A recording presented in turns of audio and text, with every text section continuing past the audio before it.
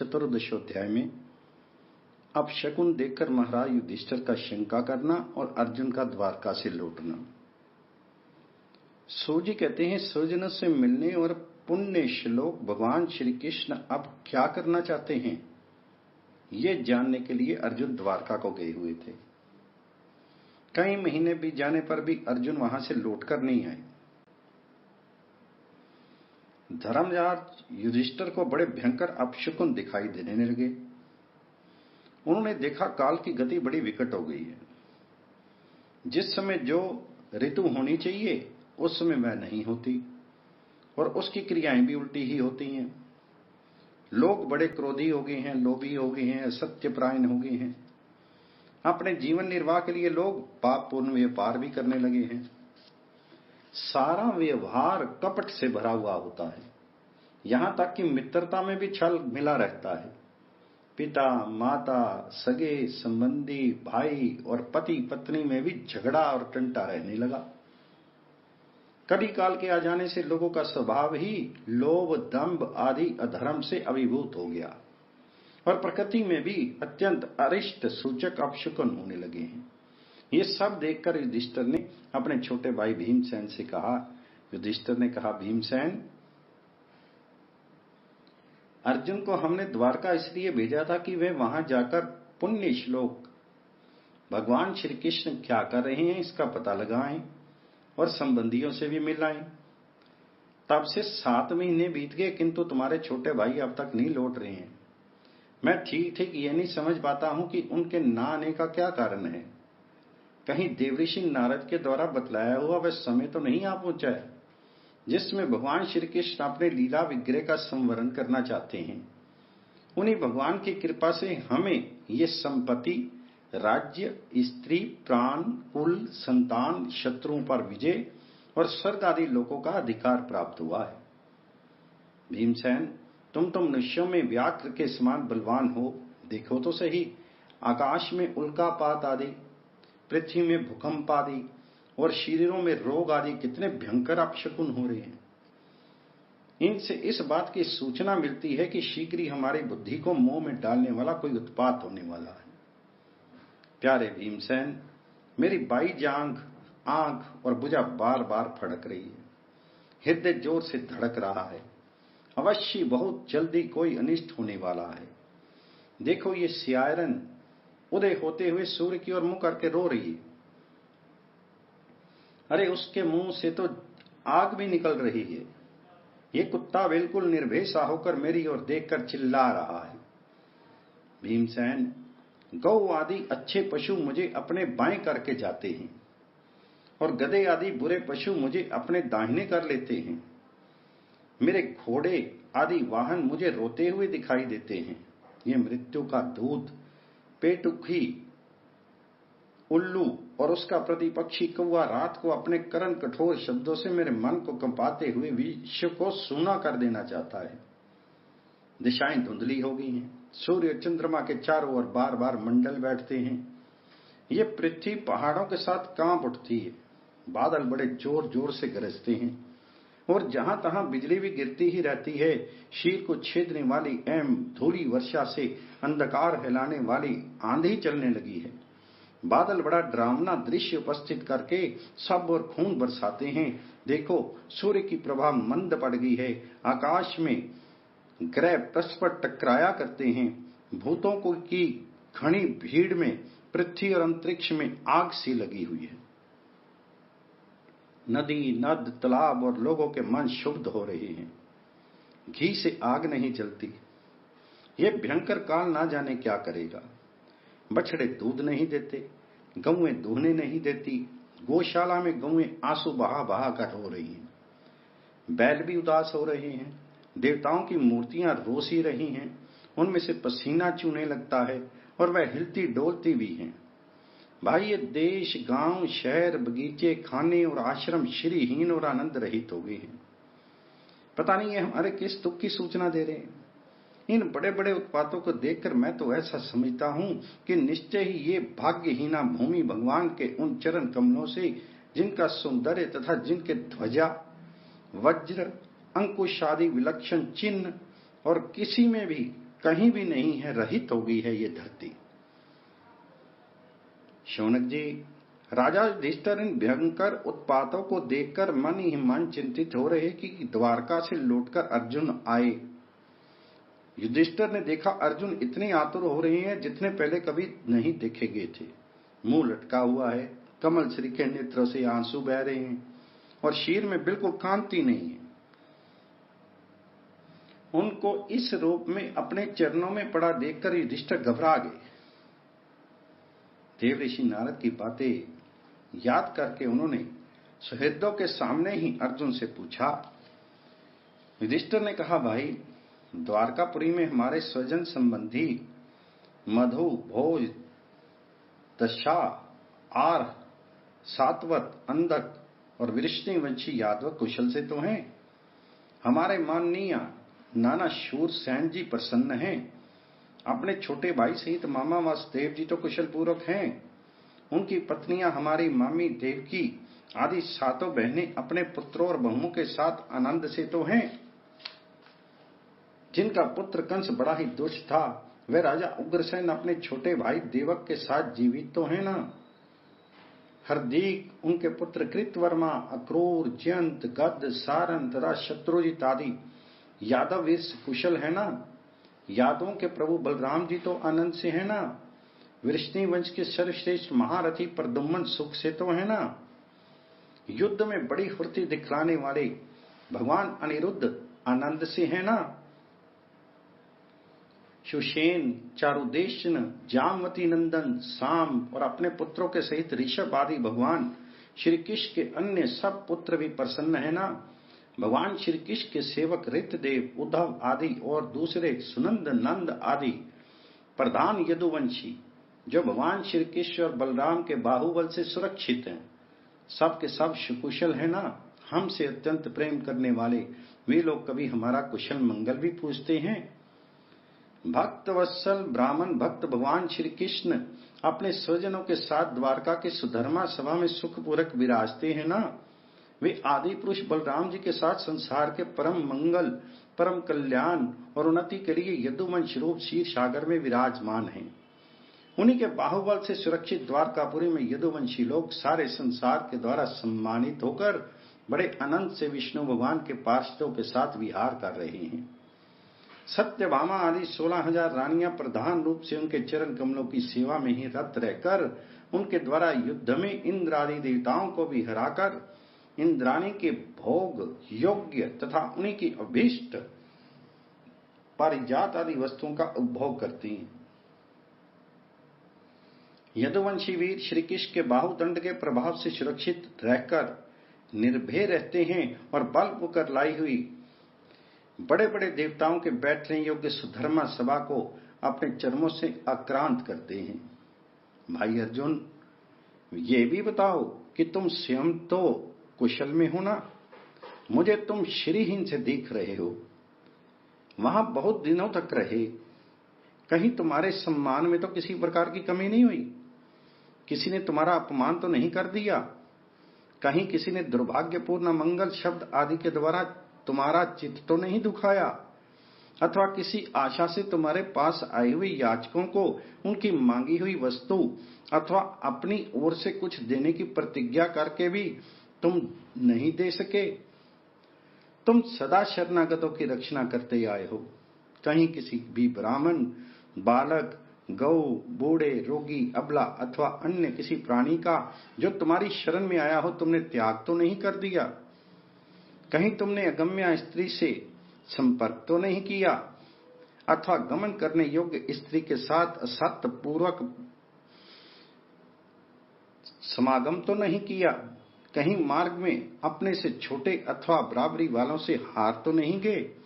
अथवा भोजन कराने योग्य बालक और बूढ़ों को छोड़कर तुमने अकेले ही तो भोजन नहीं कर लिया? मेरा विश्वास है कि तुमने ऐसा कोई निंदित कार्य तो नहीं किया होगा जो तुम्हारे योग्य ना हो ना हो। अपने परम प्रीतम अभिन्न हृदय परम सुहृद भगवान श्री कृष्ण से तुम रहित हो गए हो। इसी से अपने को शून्य मान रहे हो। इसके सिवा दूसरा कोई कारण हो सकता है जिससे तुमको इतनी मानसिक पीड़ा हो? इति श्रीमद्भागवते महापुराणे पारमहंस्याम सीतायाम प्रथम स्कंदे युधिष्ठिर वितर्को नाम चतुर्थोऽध्याय। पंचोध्याय में सूर्य कहते हैं, भगवान श्री कृष्ण के प्यारे सखा अर्जुन एक तो पहले ही श्री कृष्ण के विरह से कृश हो रहे थे। उस पर राजा युधिष्ठिर ने उनकी विषाद ग्रस्त मुद्रा देखकर उसके विषय में कई प्रकार की आशंकाएं करते हुए प्रश्नों की झड़ी लगा दी। शोक से अर्जुन का मुख और हृदय कमल सूख गया था, चेहरा फीका पड़ गया था। वे उन्हीं भगवान श्री कृष्ण के ध्यान में ऐसे डूब रहे थे कि बड़े भाई के प्रश्नों का कुछ उत्तर ही नहीं दे सके। श्री कृष्ण की आंखों से ओझल हो जाने के कारण वे बड़ी हुई प्रेम जनित उत्कंठा के परवश हो रहे थे। रथ हाँकने टहलने आदि के समय भगवान जी ने उनके साथ जो मित्रता, अभिन्न हृदयता और प्रेम से भरे हुए व्यवहार किए थे, उनकी याद पर याद आ रही थी। बड़े कष्ट से उन्होंने अपने शोक का वेग रोका, हाथ से नेत्रों के आंसू पोंछे और फिर रुदे हुए गले से अपने बड़े भाई महाराज युधिष्ठिर से कहा। अर्जुन बोले, महाराज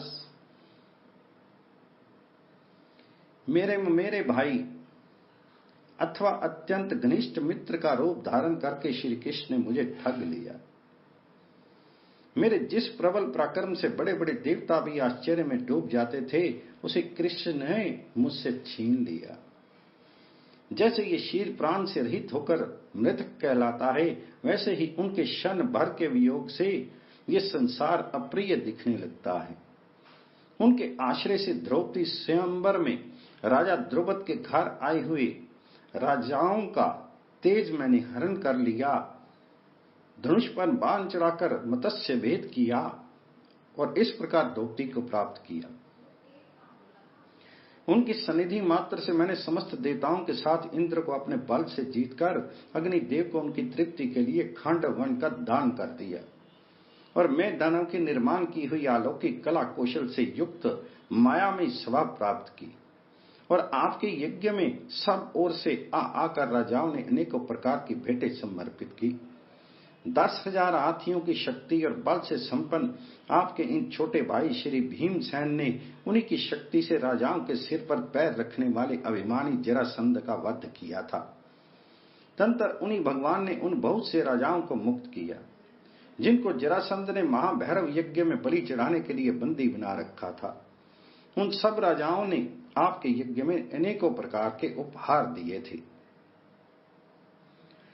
महारानी द्रौपदी राजसु यज्ञ के महान अभिषेक से पित्र हुए अपने उस सुंदर केशों को, जिन्हें दुष्टों ने भरी सभा में छूने का साहस किया था, बिखेर कर तथा आंखों में आंसू भरकर जब श्री कृष्ण के चरणों में गिर पड़ी, तब उन्होंने उनके सामने उसके उस घोर अपमान का बदला लेने की प्रतिज्ञा करके उन धूर्तों की स्त्रियों की ऐसी दशा कर दी कि वे विधवा होगी और उन्हें अपने केश अपने हाथों खोल देने पड़े।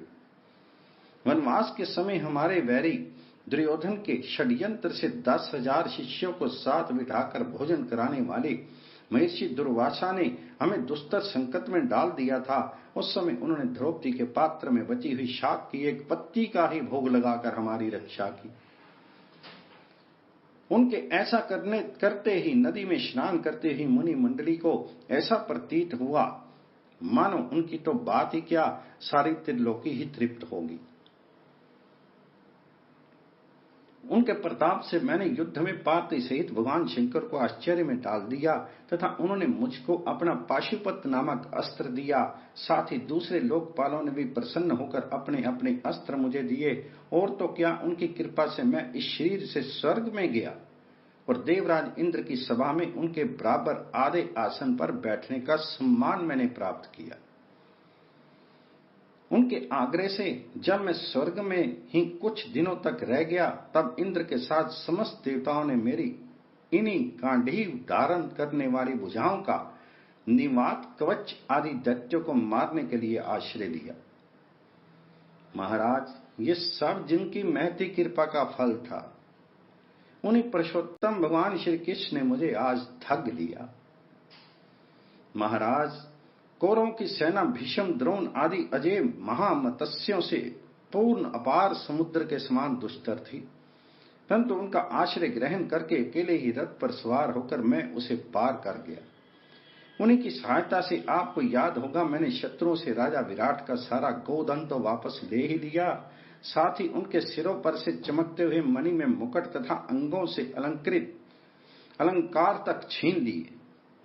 भाई जी, कौरवों की सेना भीष्म, कर्ण, द्रोण, शल्य तथा अन्य बड़े बड़े राजाओं और क्षत्रिय वीरों के रथों से शोभायमान थी। उनके सामने मेरे आगे आगे चलकर वे अपनी दृष्टि से ही उन महारथी यूथपतियों की आयु, मन, उत्साह, बल को छीन लिया करते थे।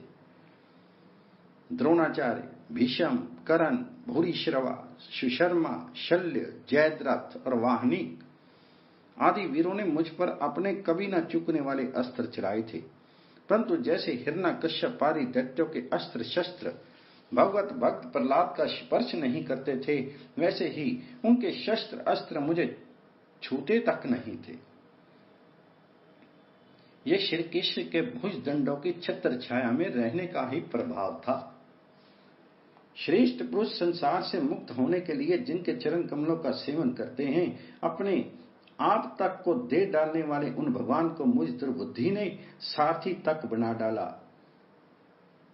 जिस समय मेरे घोड़े थक गए थे और मैं रथ से उतरकर पृथ्वी पर खड़ा था, उस समय बड़े बड़े महारथी शत्रु भी मुझ पर प्रहार नहीं कर सके, क्योंकि श्री कृष्ण के प्रभाव से उनकी बुद्धि मारी गई थी।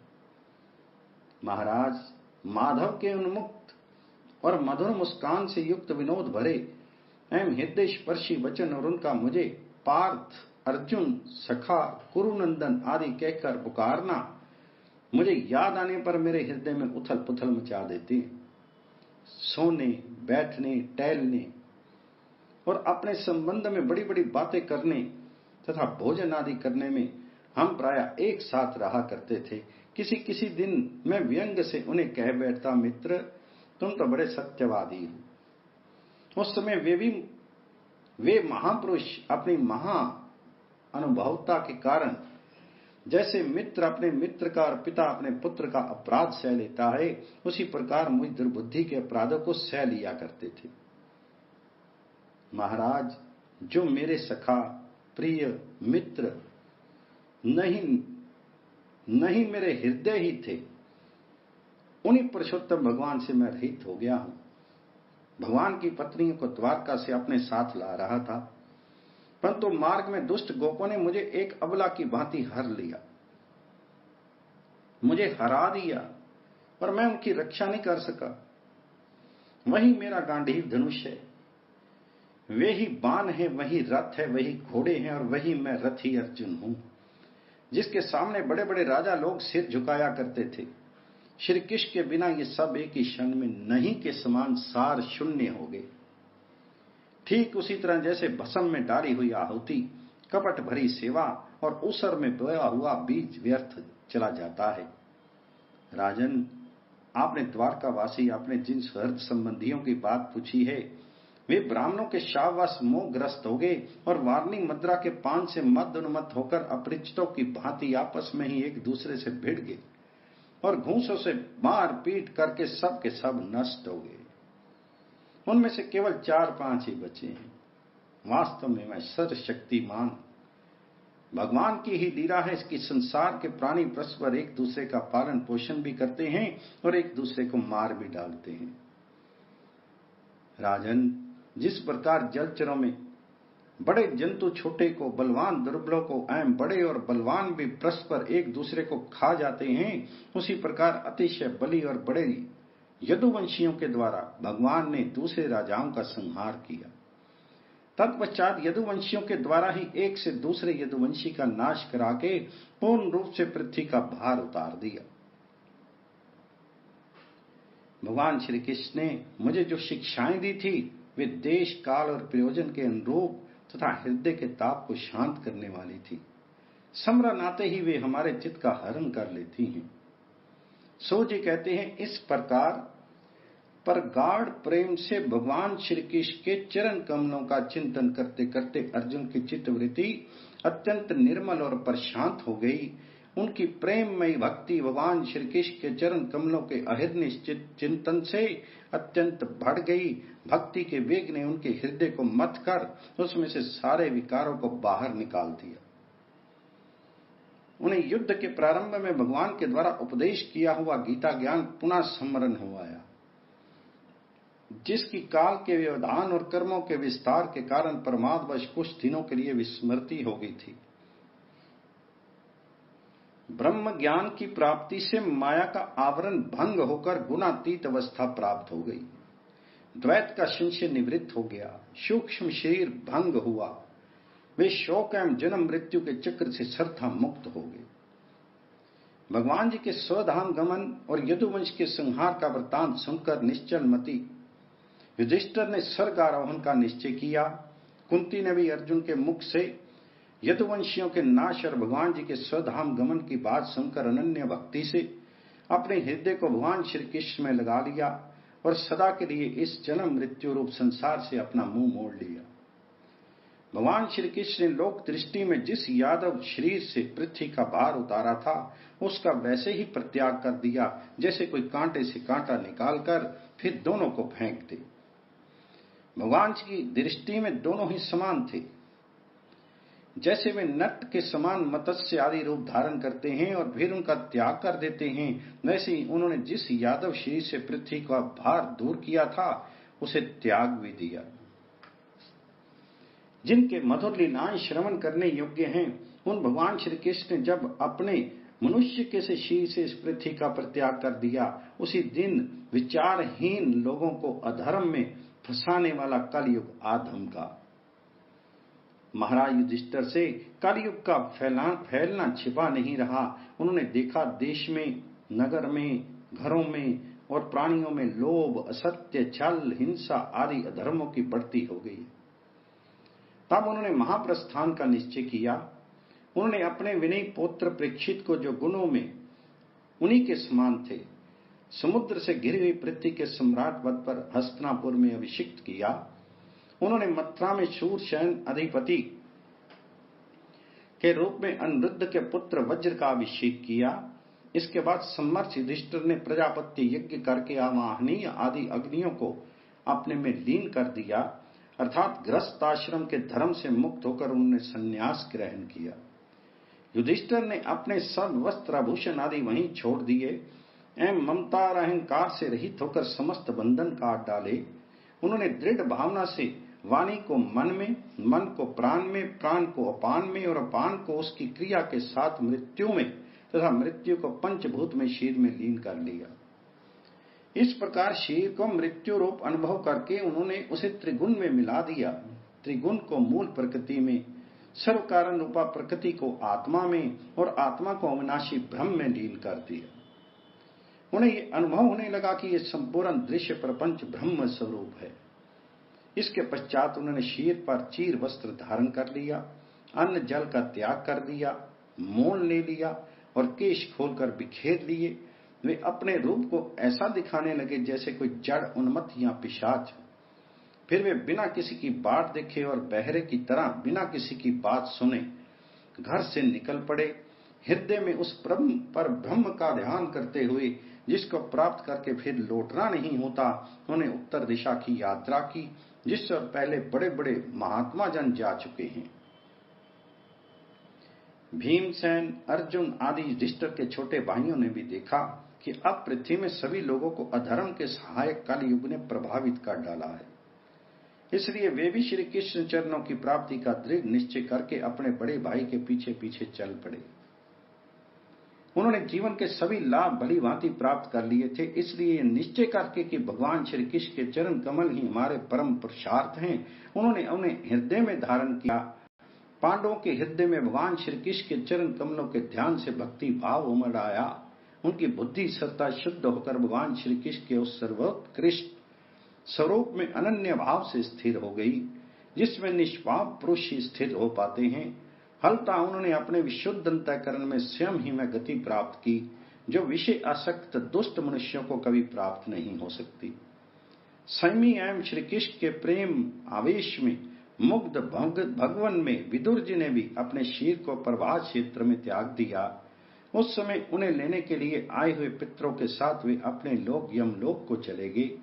द्रौपदी ने देखा कि अब पांडव लोग निरपेक्ष हो गए हैं, तब वे अनन्य प्रेम से भगवान श्री कृष्ण का ही चिंतन करके उन्हें प्राप्त हो गई। भगवान जी के प्यारे भक्त पांडवों के महाप्रयाण की इस परम पितर मंगलमय कथा को जो पुरुष श्रद्धा से सुनता है, वह निश्चय ही भगवान जी की भक्ति और मोक्ष प्राप्त कर लेता है। इति श्रीमद्भागवते महापुराणे पारमहंस्याम सीतायाम प्रथम स्कंदे पांडव स्वर्ग आरोहण नाम पंचदशोध्याय। श्रीमद्भागवत पुराण प्रथम स्कंद में अथ अष्टादशोध्याय में राजा परीक्षित को श्रृंगी ऋषि का शाप। सूत जी कहते हैं, अद्भुत कर्मा भगवान श्री कृष्ण की कृपा से राजा परीक्षित अपनी माता की कोख में अश्वत्थामा के ब्रह्म अस्त्र से जल जाने पर भी मरे नहीं। जिस समय ब्राह्मण के शाप से उन्हें डसने के लिए तक्षक आया, उस समय वे प्राण नाश के महान भय से भी भयभीत नहीं हुए, क्योंकि उन्होंने अपना चित्त भगवान श्री कृष्ण के चरणों में समर्पित कर रखा था। उन्होंने सबकी आसक्ति छोड़ दी, गंगा तट पर जाकर श्री सुखदेव जी से उपदेश ग्रहण किया और इस प्रकार भगवान जी के स्वरूप को जानकर अपने शरीर को त्याग दिया। जो लोग भगवान श्री कृष्ण की लीला कथा कहते रहते हैं, उस कथा अमृत का पान करते रहते हैं और इन दोनों ही साधनों के द्वारा उनके चरण कमलों का स्मरण करते रहते हैं, उन्हें अंतकाल में भी मोह नहीं होता। जब तक पृथ्वी पर अभिमन्यु नंदन महाराज परीक्षित सम्राट रहे, तब तक चारों ओर व्याप्त हो जाने पर भी कलयुग का कुछ भी प्रभाव नहीं था। वैसे तो जिस दिन जिस क्षण श्री कृष्ण ने पृथ्वी का परित्याग किया, उसी समय पृथ्वी में अधर्म का मूल कारण कलयुग आ गया था। भ्रमर के समान सारग्राही सम्राट परीक्षित कलयुग से कोई द्वेष नहीं रखते थे, क्योंकि इसमें ये एक बहुत बड़ा गुण है कि पुण्य कर्म तो संकल्प मात्र से ही फलीभूत हो जाते हैं, परंतु पाप कर्म का फल शीर से करने पर ही मिलता है, संकल्प मात्र से नहीं। ये भेड़िए के समान बालकों के प्रति शूरवीर और धीर वीर पुरुषों के लिए बड़ा भीरू है। ये प्रमादी मनुष्यों को अपने वश में करने के लिए ही सदा सावधान रहता है। शौनक आदि ऋषियों, आप लोगों को मैंने भगवान की कथा से युक्त राजा परीक्षित का पितृ चरित्र सुनाया। आप लोग ने यही पूछा था, भगवान श्री कृष्ण कीर्तन करने योग्य बहुत सी लीलाएं करते हैं, इसलिए उनके गुण और लीलाओं से संबंध रखने वाली जितनी भी कथाएं हैं, कल्याणकामी पुरुषों को उन सब का सेवन करना चाहिए। ऋषियों ने कहा, सौम्य स्वभाव सूत जी, आप युग युग जिए, क्योंकि मृत्यु के प्रवाह में पड़े हुए हम लोगों को आप भगवान श्री कृष्ण की अमृतमयी उज्जवल कीर्ति का श्रवण कराते हैं। यज्ञ करते करते उनके धुएं से हम लोगों का शरीर धूमिल हो गया है, फिर भी इस कर्म का कोई विश्वास नहीं है। इधर आप तो वर्तमान में ही भगवान श्री कृष्ण चंद्र के चरण कमलों का मादक मधुर मधु पिलाकर हमें तृप्त कर रहे हैं। भगवत प्रेमी भक्तों के लव मात्र के सत्संग से स्वर्ग एवं मोक्ष की भी तुलना नहीं की जा सकती, फिर मनुष्यों के तुच्छ भोगों की तो बात ही क्या है। ऐसा कौन रस मर्मज्ञ होगा जो महापुरुषों के एकमात्र जीवन सर्वस्व श्री कृष्ण की लीला कथाओं से तृप्त हो जाए। समस्त प्राकृत गुणों से अतीत भगवान जी के अचिंत्य अनंत कल्याण में गुण गणों का पार तो ब्रह्मा शंकर आदि बड़े बड़े योगेश्वर नहीं पा सके। विद्वान, आप भगवान को ही अपने जीवन का ध्रुव तारा मानते हैं, इसलिए आप सत्पुरुषों के एकमात्र आशय भगवान के उदार और विशुद्ध चरित्रों का हम श्रद्धालु श्रोताओं के लिए विस्तार से वर्णन कीजिए। भगवान जी के परम प्रेमी महाबुद्धि परीक्षित ने श्री सुखदेव जी के उपदेश किए हुए जिस ज्ञान से मोक्ष स्वरूप भगवान जी के चरण कमलों को प्राप्त किया, आप कृपा करके उसी ज्ञान और परीक्षित के परम पवित्र उपाख्यान का वर्णन कीजिए, क्योंकि उसमें कोई बात छिपाकर नहीं कही गई होगी और भगवत प्रेम की अद्भुत योग निष्ठा का निरूपण किया गया होगा। उसमें पद पद पर भगवान श्री कृष्ण की लीलाओं का वर्णन हुआ होगा। भगवान जी के प्यारे भक्तों को वैसा प्रसंग सुनने में बड़ा रस मिलता है। सूत जी कहते हैं, अहो, विलोम जाति में उत्पन्न होने पर भी महात्माओं की सेवा करने के कारण आज हमारा जन्म सफल हो गया, क्योंकि महापुरुषों के साथ बातचीत करने मात्र से ही नीच कुल में उत्पन्न होने की मनोव्यथा शीघ्र ही मिट जाती है। फिर उन लोगों की तो बात ही क्या है जो सत्पुरुषों के एकमात्र आश्रय भगवान का नाम लेते हैं। भगवान जी की शक्ति अनंत है, वे स्वयं अनंत हैं। वास्तव में उनके गुणों की अनंतता के कारण ही उन्हें अनंत कहा गया है। भगवान जी के गुणों की समता भी जब कोई नहीं कर सकता, तब उससे बढ़कर तो कोई हो ही कैसे सकता है।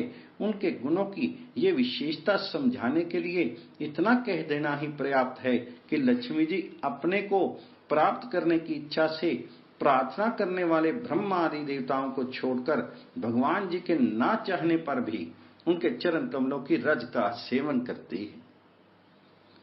ब्रह्मा जी ने भगवान जी के चरणों का प्रक्षालन करने के लिए जो जल समर्पित किया था, वही उनके चरण नखों से निकलकर गंगा जी के रूप में प्रवाहित हुआ। ये जल महादेव जी सहित सारे जगत को पवित्र करता है। ऐसी अवस्था में त्रिभुवन में श्री कृष्ण के अतिरिक्त भगवान शब्द का दूसरा और क्या अर्थ हो सकता है। जिसके प्रेम को प्राप्त करके धीर पुरुष बिना किसी हिचक के देह गे आदि की दृढ़ आसक्ति को छोड़ देते हैं और उस अंतिम परमहंस आश्रम को स्वीकार करते हैं जिसमें किसी को कष्ट ना पहुंचाना और सब ओर से उपशांत हो जाना ही सधर्म होता है। सूर्य के समान प्रकाशमान महात्माओं, आप लोगों ने मुझसे जो कुछ पूछा है वह मैं अपनी समझ के अनुसार सुनाता हूं।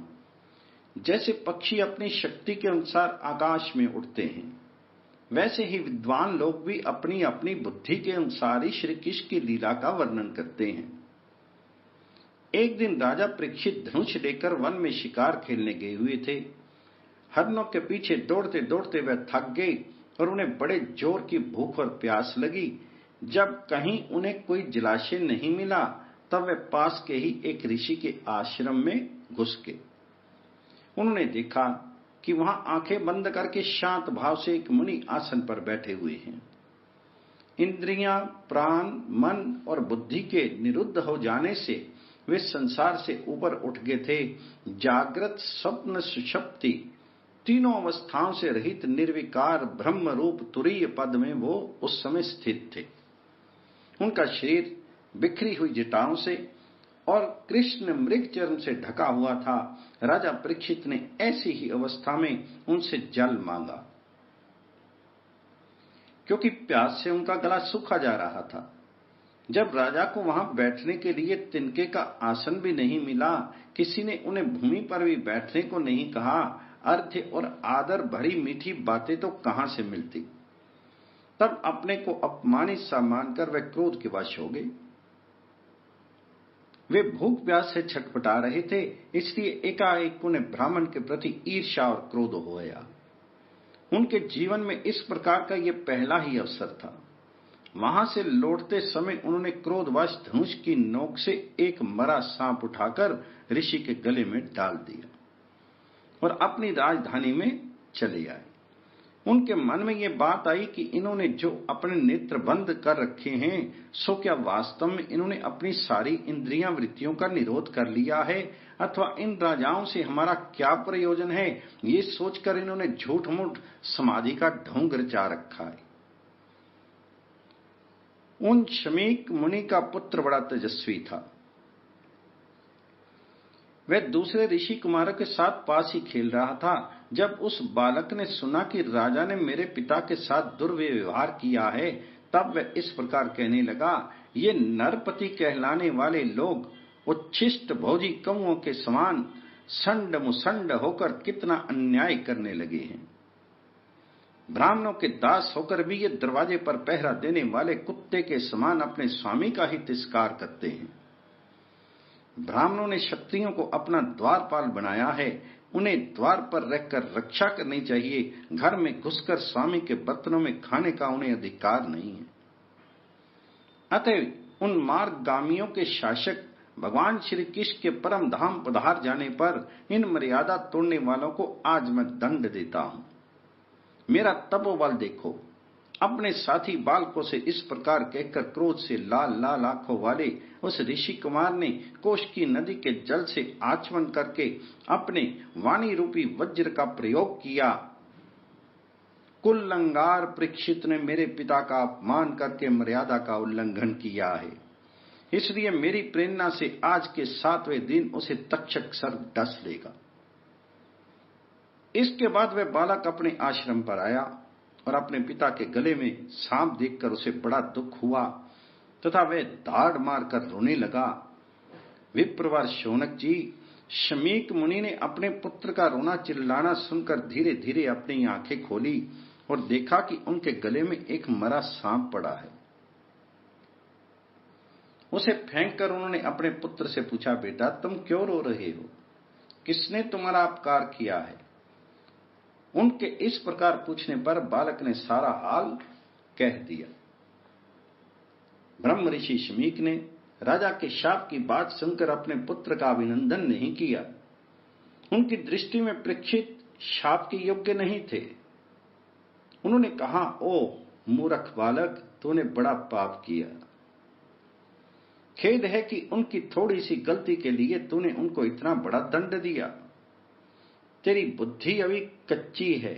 तुझे भगवत स्वरूप राजा को साधारण मनुष्यों के समान नहीं समझना चाहिए, क्योंकि राजा के दुस्सह तेज से सुरक्षित और निर्भय रहकर ही प्रजा अपना कल्याण संपादन करती है। जिस समय राजा का रूप धारण करके भगवान पृथ्वी पर नहीं दिखाई देंगे, उस समय चोर बढ़ जाएंगे और आरक्षित भेड़ों के समान एक क्षण में ही लोगों का नाश हो जाएगा। राजा के नष्ट हो जाने पर धन आदि चुराने वाले चोर जो पाप करेंगे, उसके साथ हमारा कोई संबंध ना होने पर भी वह हम पर ही भी लागू होगा, क्योंकि राजा के ना रहने पर लुटेरे बढ़ जाते हैं और वे आपस में मार पीट गाली गलौज करते हैं, साथ ही पशु स्त्री और धन संपत्ति भी लूट लेते हैं। उससे मनुष्यों का वर्ण आश्रम आचार युक्त वैदिक आर्य धर्म लुप्त हो जाता है। अर्थ लोभ और काम वासना की विवश होकर लोग कुत्तों और बंदरों की तरह वर्ण संकर हो जाते हैं। सम्राट परीक्षित तो बड़े ही यशस्वी और धर्म धुरंधर हैं। उन्होंने बहुत से अश्वमेध यज्ञ किए हैं और वे भगवान के प्यारे भक्त भी हैं। वे ही राजऋषि भूख प्यास से व्याकुल होकर हमारे आश्रम पर आए थे। वे शाप के योग्य कदापि नहीं हैं। इस नासमझ बालक ने हमारे निष्पाप सेवक राजा का अपराध किया है। सर्वात्मा भगवान कृपा करके इसे क्षमा करें।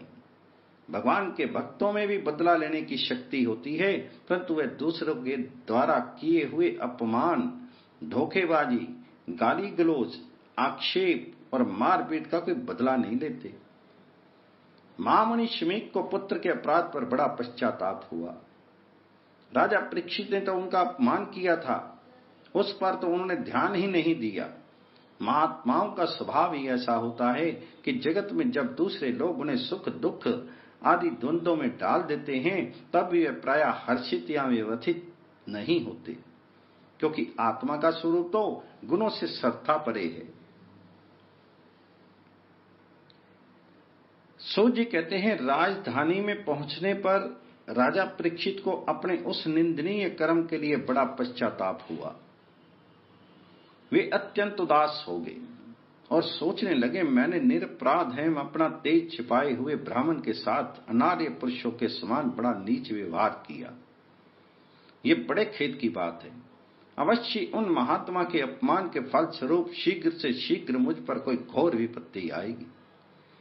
मैं भी ऐसा ही चाहता हूं, क्योंकि उससे मेरे पाप का प्रायश्चित हो जाएगा और फिर कभी मैं ऐसा काम करने का दुस्साहस नहीं करूंगा। ब्राह्मणों की क्रोध अग्नि आज ही मेरे राज्य, सेना और भरे पूरे खजाने को जलाकर खाक कर दे, जिससे फिर कभी मुझ दुष्ट की ब्राह्मण देवता और गौओं के प्रति ऐसी पाप बुद्धि न हो। वे इस प्रकार चिंताकारी रहे थे कि उन्हें मालूम हुआ ऋषि कुमार के शाप से तक्षक मुझसे डसेगा। उन्हें मैं धधकती हुई आग के समान तक्षक का डसना बहुत भला मालूम हुआ। उन्हें सोचा कि बहुत दिनों से मैं संसार में आसक्त हो रहा था, अब मुझे शीघ्र वैराग्य होने का कारण प्राप्त हो गया।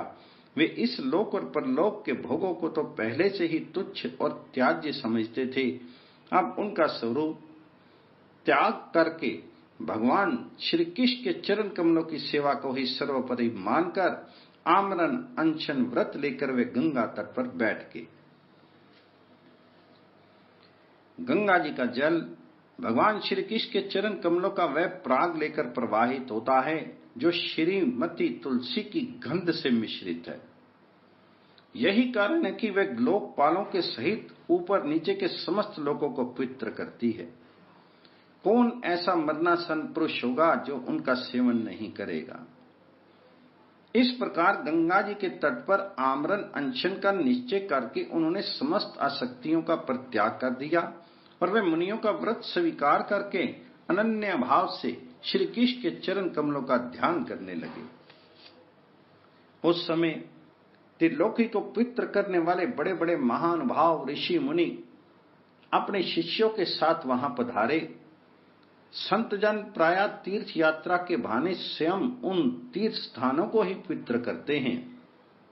उस समय वहां पर अत्रि, विशिष्ट, च्यवन, शर्दवान, अरिष्टनेमि, भृगु, अंगिरा, प्राशर, विश्वामित्र, परशुराम, उत्थय, इंद्रप्रमद, इध्वमा, मेधातिथि, देवल, आरिष्टिशैन, भारद्वाज, गौतम, पिप्लाद, मैत्रेय, ओर्व, कवश, अगस्त्य, भगवान व्यास, नारद तथा इनके अतिरिक्त और भी कई श्रेष्ठ देव ऋषि, ब्रह्म ऋषि तथा अरुण आदि राज ऋषियों का शुभ आगमन हुआ। इस प्रकार विभिन्न गोत्रों के मुख्य मुख्य ऋषियों को एकत्र देखकर राजा ने सबका यथोयोग्य सत्कार किया और उनके चरणों पर सिर रखकर वंदना की। जब सब लोग आराम से अपने अपने आसनों पर बैठ गए तब महाराज परीक्षित ने उन्हें फिर से प्रणाम किया और उनके सामने खड़े होकर शुद्ध हृदय से अंजलि बांधकर वे जो कुछ करना चाहते थे उसे सुनाने लगे।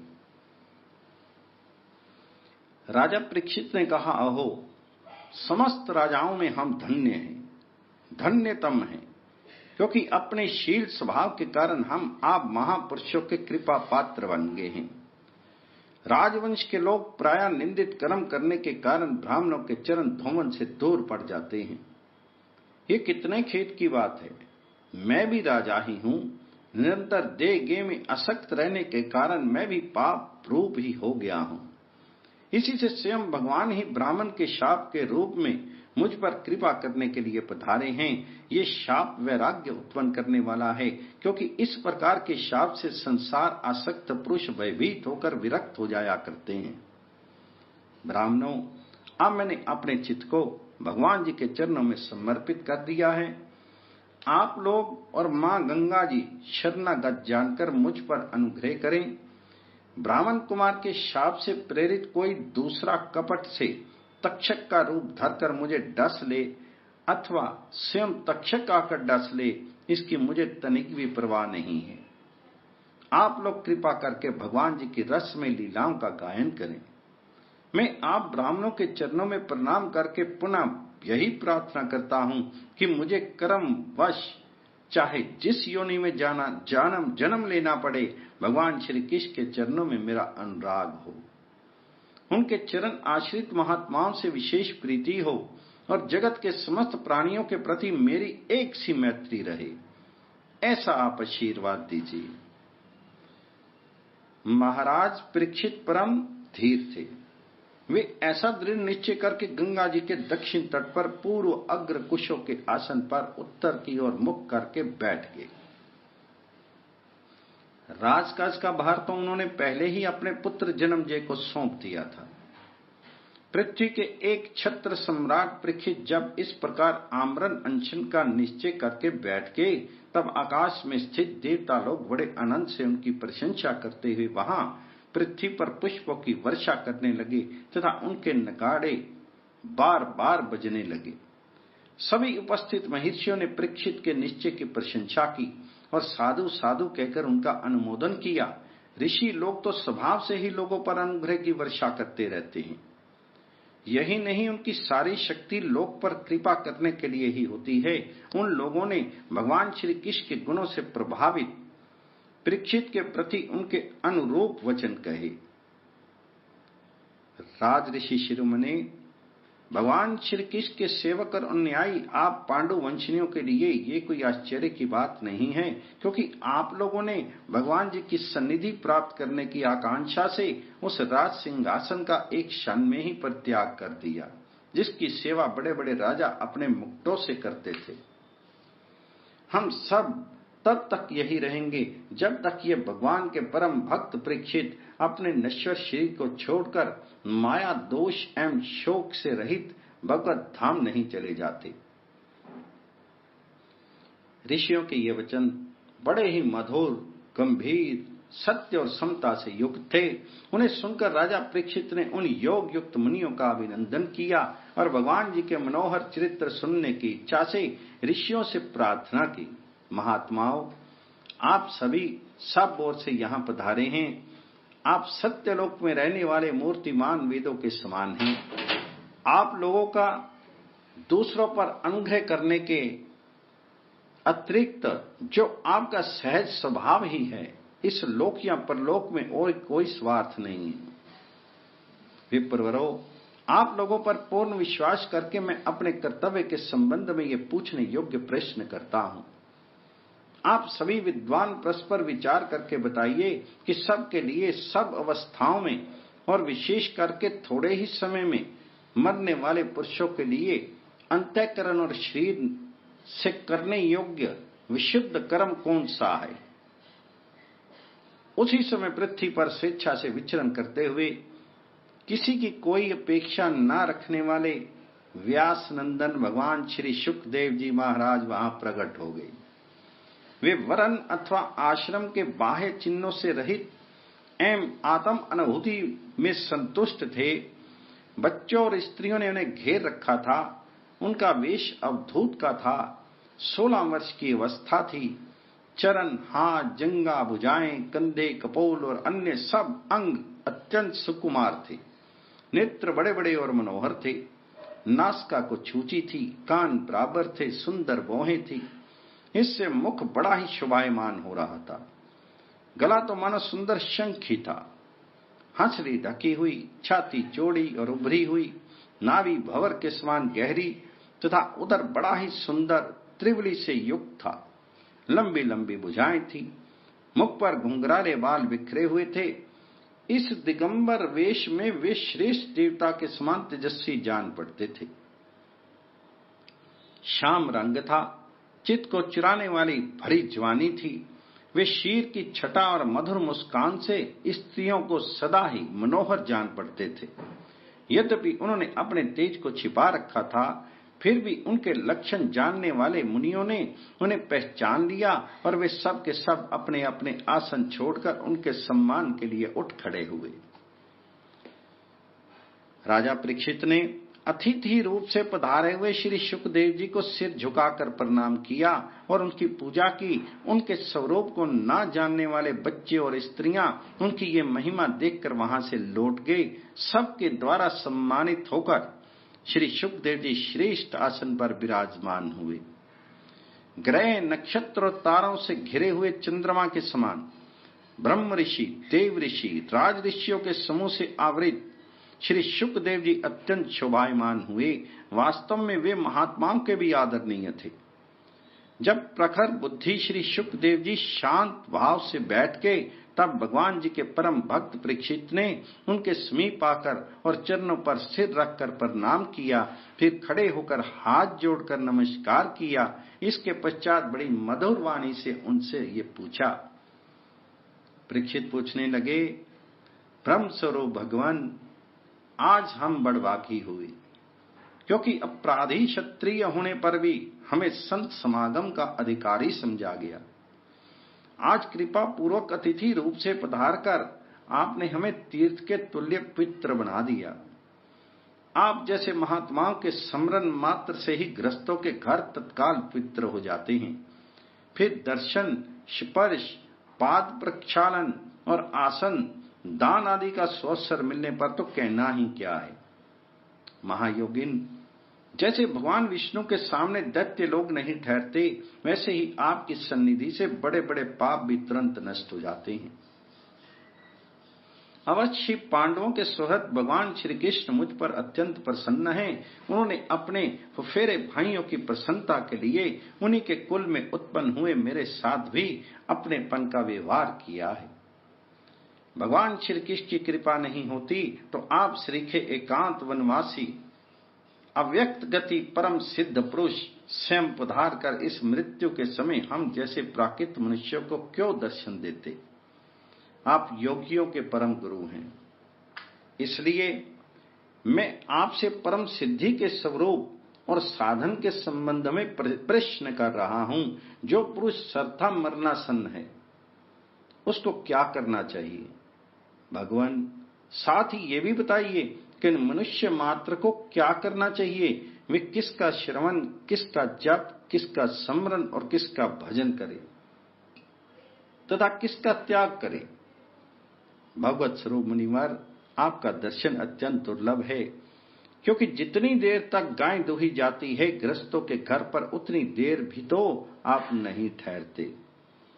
सूत जी कहते हैं, जब राजा ने बड़े ही मधुर वाणी में इस प्रकार संभाषण एवं प्रश्न किए, तब समस्त धर्मों के मर्मज्ञ व्यास नंदन भगवान श्री शुकदेव जी उनका उत्तर देने लगे। इति श्रीमद्भागवते महापुराणे प्रथम स्कंद समाप्त। हरि ओम तत्सत्।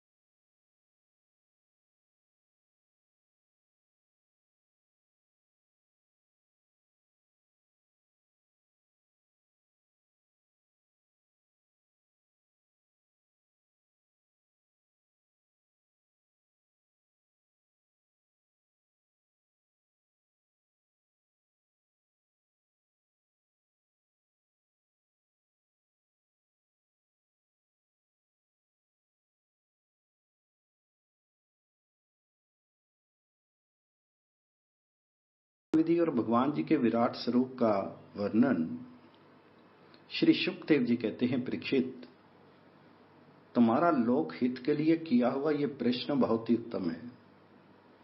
मनुष्यों के लिए जितनी भी बातें सुनने, स्मरण करने या कीर्तन करने की हैं, उन सब में ये श्रेष्ठ है। आत्मज्ञानी महापुरुष ऐसे प्रश्न का बड़ा आदर करते हैं। जो गृहस्थ घर के काम धंधों में उलझे हुए हैं, अपने स्वरूप को नहीं जानते, उनके लिए हजारों बातें कहने, सुनने एवं सोचने करने की रहती हैं। उनकी सारी उम्र यों ही बीत जाती है। उनकी रात नींद या स्त्री प्रसंग से कटती है और दिन धन की हाय हाय या कुटुंबियों के भरण पोषण में समाप्त हो जाता है। संसार में जिन्हें अपना अत्यंत घनिष्ठ संबंधी कहा जाता है, वे शरीर, पुत्र, स्त्री आदि कुछ नहीं है, असत्य हैं। परंतु जीव उसके मोह में ऐसा पागल सा हो जाता है कि रात दिन उसको मृत्यु का ग्रास होते देखकर भी चेतता नहीं। इसलिए परीक्षित, जो अभय पद को प्राप्त करना चाहता है, उसे तो सर्वात्मा सर्वशक्तिमान भगवान श्री कृष्ण की ही लीलाओं का श्रवण, कीर्तन और स्मरण करना चाहिए। मनुष्य जन्म का यही इतना ही लाभ है कि चाहे जैसे हो, ज्ञान से, भक्ति से अथवा अपने धर्म की निष्ठा से जीवन को ऐसा बना लिया जाए कि मृत्यु के समय भगवान जी की स्मृति अवश्य बनी रहे। जो निर्गुण स्वरूप में स्थित हैं एवं विधि निषेध की मर्यादा को लांघ चुके हैं, वे बड़े बड़े ऋषि मुनि भी प्रायः भगवान जी के अनंत कल्याण में गुण गणों के वर्णन में रमे रहते हैं। द्वापर के अंत में इस भगवत रूप अथवा वेद तुल्य श्रीमद् भागवत नाम के महापुराण का अपने पिता श्री कृष्ण द्वैपायन से मैंने अध्ययन किया था। मेरी निर्गुण स्वरूप परमात्मा में पूर्ण निष्ठा है, फिर भी भगवान श्री कृष्ण की मधुर लीलाओं ने बलात् मेरे हृदय को अपनी ओर आकर्षित कर दिया। यही कारण है कि मैंने इस पुराण का अध्ययन किया। तुम भगवान के परम भक्त हो, इसलिए तुम्हें मैं ऐसे सुनाऊंगा। जो इसके प्रति श्रद्धा रखते हैं उसकी शुद्ध चित्त वृत्ति भगवान श्री कृष्ण के चरणों में अनन्य प्रेम के साथ बहुत शीघ्र लग जाती है। जो लोग लोक या परलोक की किसी भी वस्तु की इच्छा रखते हैं या इसके विपरीत संसार में दुख का अनुभव करके जो उसमें विरक्त हो गए हैं और निर्भय मोक्ष पद को प्राप्त करना चाहते हैं, उन साधकों के लिए तथा योग संपन्न सिद्ध ज्ञानियों के लिए भी समस्त शास्त्रों का यही निर्णय है कि वे भगवान के नामों का प्रेम से संकीर्तन करें। अपने कल्याण साधन की ओर से सावधान रहने वाले पुरुष की वर्षों लंबी आयु भी अनजान में ही व्यर्थ बीत जाती है। उससे क्या लाभ? सावधानी से ज्ञान पूर्वक बिताई हुई घड़ी 2 घड़ी भी श्रेष्ठ हैं, क्योंकि उनके द्वारा अपने कल्याण की चेष्टा तो की जा सकती है। राजऋषि खट्वांग अपनी आयु की समाप्ति का समय जानकर 2 घड़ी में ही सब कुछ त्याग कर भगवान जी के अव्यय पद को प्राप्त होगी। परीक्षित, अभी तो तुम्हारे जीवन की अवधि 7 दिन की है। इस बीच में ही तुम अपने परम कल्याण के लिए जो कुछ करना चाहिए सब कर लो। मृत्यु का समय आने पर मनुष्य घबराए नहीं, उसे चाहिए कि वह वैराग्य के शस्त्र से शरीर और उससे संबंध रखने वालों के प्रति ममता को काट डाले। धैर्य के साथ घर से निकलकर पवित्र तीर्थ के जल में स्नान करे और पवित्र तथा एकांत स्थान में विधि पूर्वक आसन लगाकर बैठ जाए। तत्पश्चात परम पवित्र ओम इन 3 मात्राओं से युक्त प्रणव का मन ही मन जप करे। प्राणवायु को वश में करके मन का दमन करे और एक क्षण के लिए भी प्रणव को नहीं भूले। बुद्धि की सहायता से मन के द्वारा इंद्रियों को उनके विषयों से हटा ले। कर्म की वासनाओं से चंचल हुए मन को विचार के द्वारा रोककर भगवान जी के मंगलमय रूप में लगाए। स्थिर जिससे भगवान जी के श्री विग्रह में से किसी एक अंग का ध्यान करे। इस प्रकार एक एक अंग का ध्यान करते करते विषय वासना से रहित मन को पूर्ण रूप से भगवान में ऐसा तल्लीन कर दे कि फिर और किसी विषय का चिंतन ही ना हो।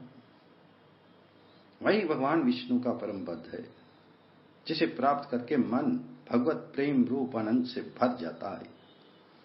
यदि भगवान का ध्यान करते समय मन रजोगुण से विक्षिप्त या तमोगुण से मूढ़ हो जाए तो घबराए नहीं।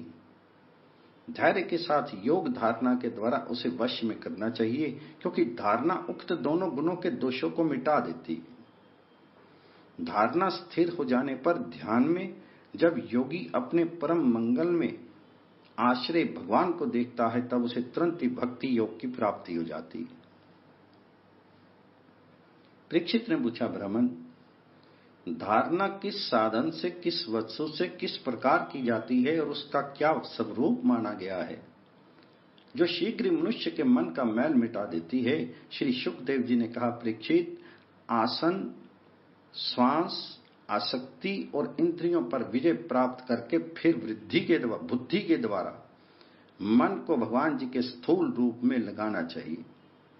ये कार्य रूप संपूर्ण विश्व को कुछ कभी था, है या होगा, सब का सब जिसमें दिख पड़ता है वही भगवान का स्थूल से स्थूल और विराट शरीर है। जल, अग्नि, वायु, आकाश, अहंकार, महतत्व और प्रकृति, इन 7 आवरणों से घिरे हुए इस ब्रह्मांड शरीर में जो विराट पुरुष भगवान हैं, वे ही धारणा के आश्रय हैं, उन्हीं की धारणा की जाती है।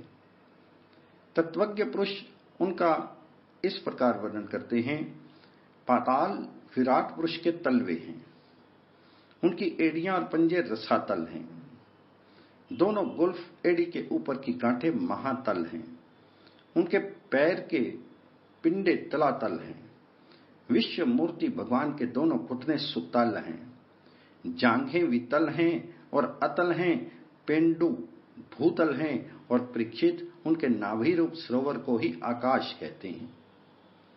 आदि पुरुष परमात्मा की छाती को स्वर्गलोक, गले को महरलोक, मुख को जनलोक और ललाट को तपोलोक कहते हैं। उन सहस्त्र सिर वाले भगवान जी का मस्तक समूह ही सत्यलोक है।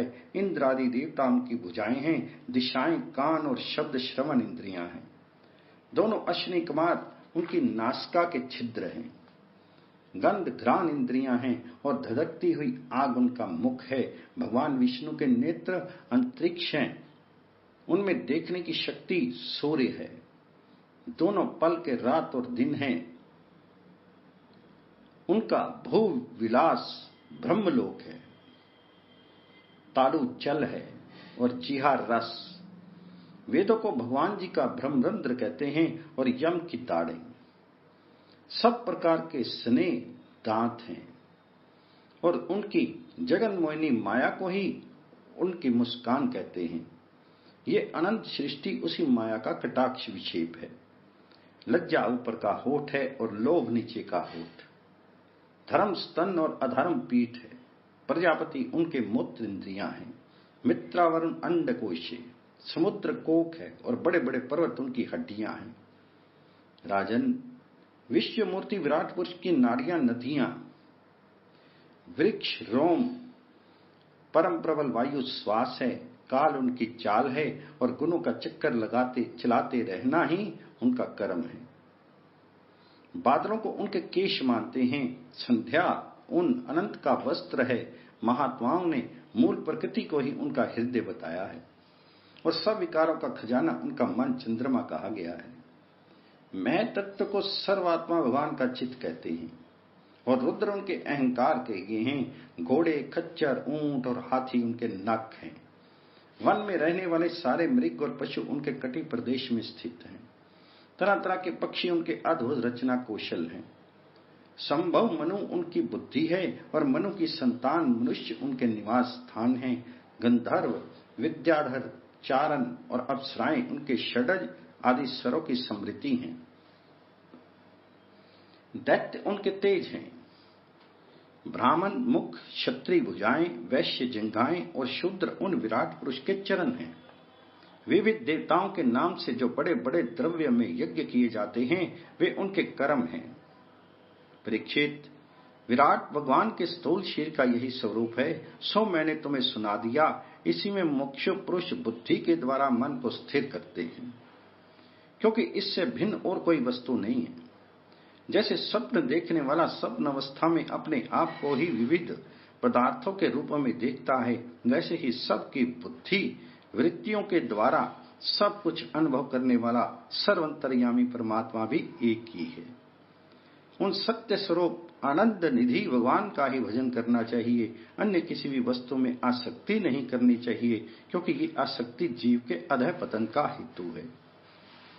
श्री शुकदेव जी कहते हैं, सृष्टि के प्रारंभ में ब्रह्मा जी ने इसी धारणा के द्वारा प्रसन्न हुए भगवान से वह सृष्टि विषयक समृद्धि प्राप्त की थी, जो पहले प्रलय काल में विलुप्त हो गई थी। इससे उनकी दृष्टि अमोघ और बुद्धि निश्चयात्मिका हो गई। तब उन्होंने इस जगत को वैसे ही रचा जैसे कि ये प्रलय के पहले था।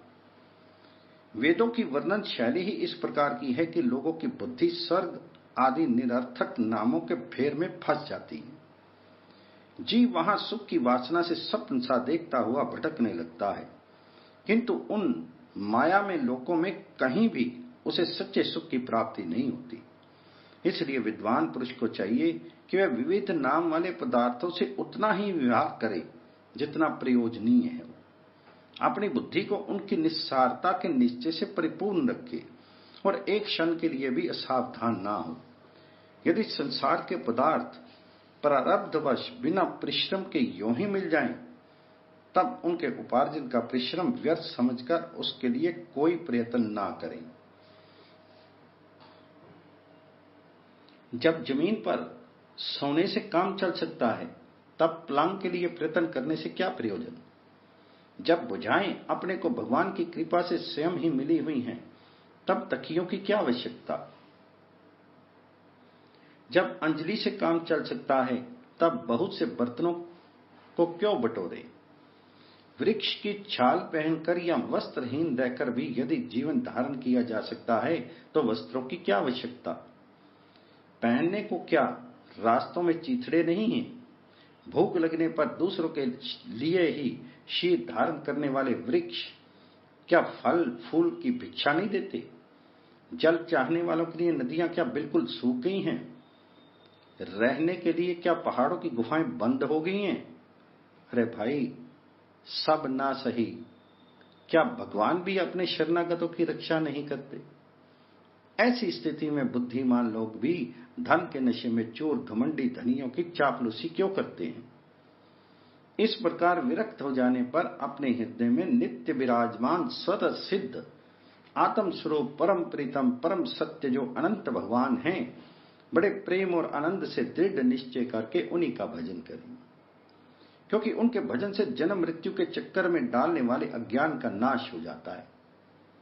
पशुओं की बात तो अलग है, परंतु मनुष्यों में भला ऐसा कौन है जो लोगों को इस संसार रूपी वैतरणी नदी में गिरकर अपने कर्मजन्य दुखों को भोगते हुए देखकर भी भगवान का मंगल में चिंतन नहीं करेगा? इन असत्य विषय भोगों में ही अपने चित्त को भटकने देगा। कोई साधक अपने शीर के भीतर हृदय आकाश में विराजमान भगवान के प्रादेश मात्र स्वरूप की धारणा करते हैं। वे ऐसा ध्यान करते हैं कि भगवान की चार भुजाओं में शंख, चक्र, गदा और पद्म हैं। उनके मुख पर प्रसन्नता झलक रही है। कमल के समान विशाल और कोमल नेत्र हैं। कदम के पुष्प केसर के समान पीला वस्त्र धारण किए हुए हैं। भुजाओं में श्रेष्ठ रत्नों से जड़े हुए सोने के बाजूबंद शोभायमान हैं। सिर पर बड़ा ही सुंदर मुकुट और कानों में कुंडल हैं, जिनमें जड़े हुए बहुमूल्य रत्न जगमगा रहे हैं। उनके चरण कमल योगेश्वरों के खिले हुए हृदय कमल की कर्णिका पर विराजित हैं। उनके हृदय पर श्रीवत्स का चिन्ह, एक सुनहरी रेखा है। गले में कौस्तुभ मणि लटक रही है। वक्षस्थल कभी ना कुमलाने वाली वनमाला से घिरा हुआ है। वे कमर में करधनी, अंगुलियों में बहुमूल्य अंगूठी, चरणों में नपूर और हाथों में कंगन आदि आभूषण धारण किए हुए हैं। उनके बालों की लटें बहुत चिकनी, निर्मल, घुंघराली और नीली हैं। उनका मुख कमल मंद मंद मुस्कान से खिल रहा है। लीला पूर्ण उन्मुक्त हास्य और चितवन से शोभायमान है। मोहों के द्वारा वे भक्तजनों पर अनंत अनुग्रह की वर्षा कर रहे हैं। जब तक मन इस धारणा के द्वारा स्थिर न हो जाए, तब तक बार बार इस चिंतन स्वरूप भगवान को देखते रहने की चेष्टा करनी चाहिए। भगवान जी के चरण कमलों से लेकर उनके मुस्कान युक्त मुख कमल पर्यंत समस्त अंगों की एक एक करके बुद्धि के द्वारा धारणा करनी चाहिए। जैसे जैसे बुद्धि शुद्ध होती जाएगी, वैसे वैसे चित्त स्थिर होता जाएगा। जब एक अंग का ध्यान ठीक ठीक होने लगे, तब उसे छोड़कर दूसरे अंग का ध्यान करना चाहिए। ये विश्वेश्वर भगवान दृश्य नहीं, दृष्टा है।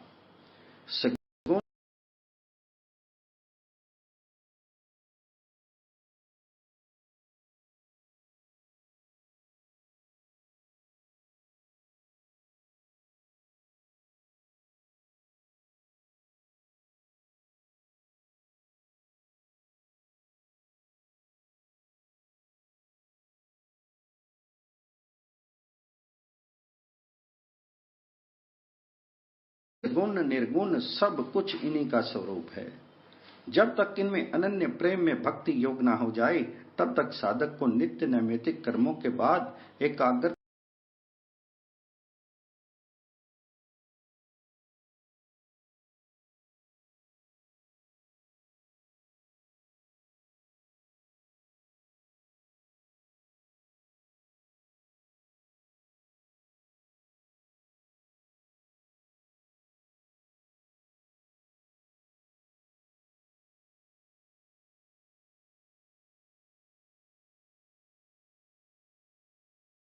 एकाग्रता से भगवान जी के उपयुक्त स्थूल रूप का ही चिंतन करना चाहिए।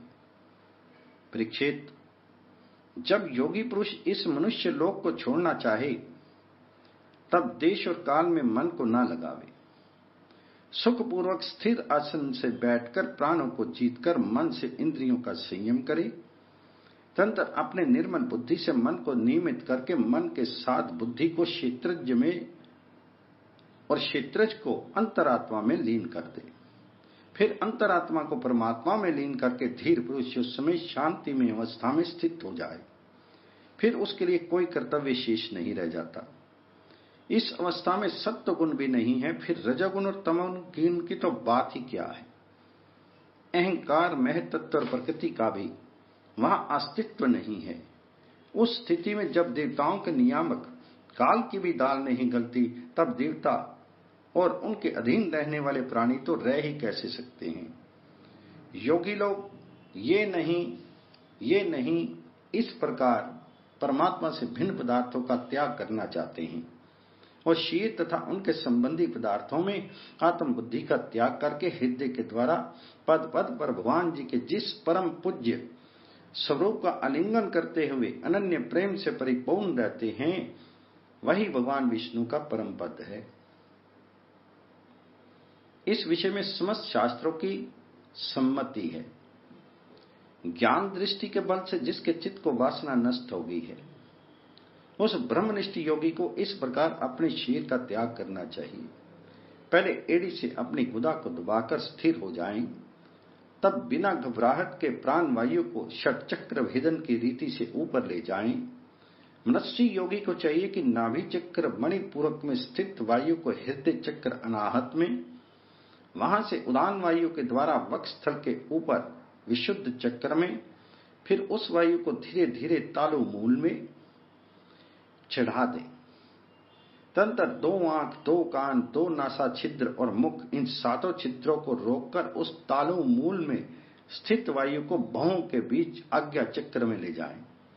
यदि किसी लोक में जाने की इच्छा ना हो तो आधी घड़ी तक उस वायु को वहीं रोककर स्थित लक्ष्य के साथ उसे सहस्त्रार में ले जाकर परमात्मा में स्थित हो जाए।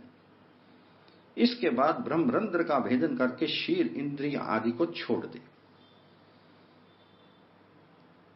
परीक्षित, यदि योगी की इच्छा हो कि मैं ब्रह्मलोक में जाऊं, 8 सिद्धियां प्राप्त करके आकाशचारी सिद्धों के साथ विहार करूं, अथवा त्रिगुण में ब्रह्मांड के किसी भी प्रदेश में विचरण करूं, तो उसे मन और इंद्रियों के साथ ही लेकर शीर से निकलना चाहिए।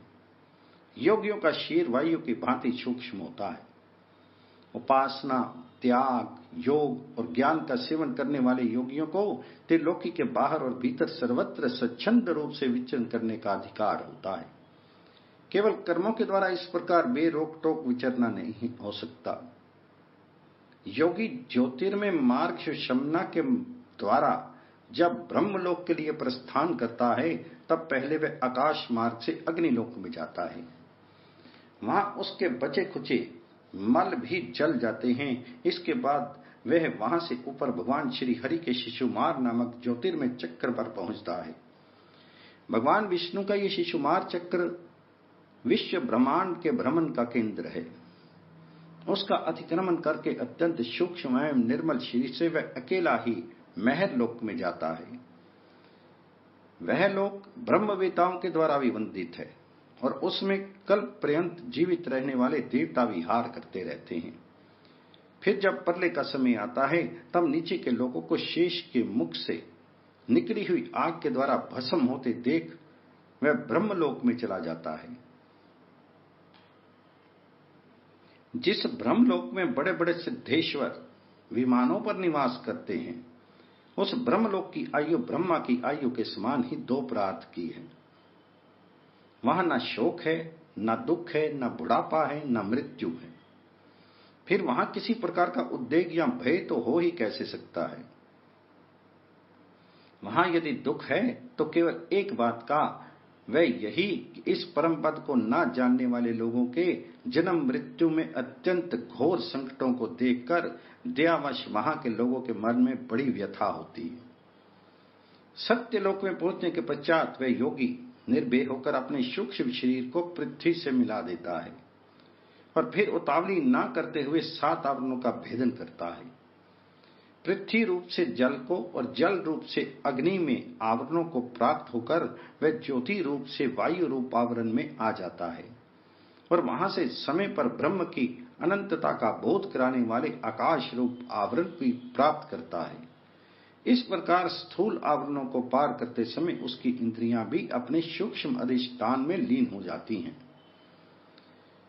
घ्राण इंद्रिय गंध तन्मात्रा में, रसना रस तन्मात्रा में नेत्र रूप तन्मात्रा में, त्वचा स्पर्श तन्मात्रा में, श्रोत्र शब्द तन्मात्रा में और कर्म इंद्रियां अपनी अपनी क्रिया शक्ति में मिलकर अपने अपने सूक्ष्म स्वरूप को प्राप्त हो जाते हैं।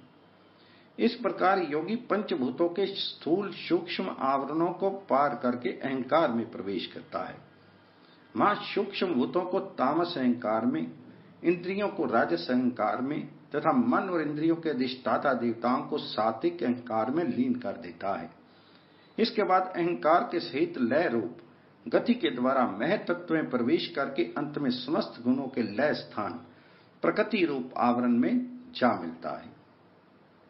परीक्षित, महाप्रलय के समय प्रकृति रूप आवरण का भी लय हो जाने पर वह योगी स्वयं आनंद स्वरूप होकर अपने उस निरावरण रूप से आनंद स्वरूप शांत परमात्मा को प्राप्त हो जाता है।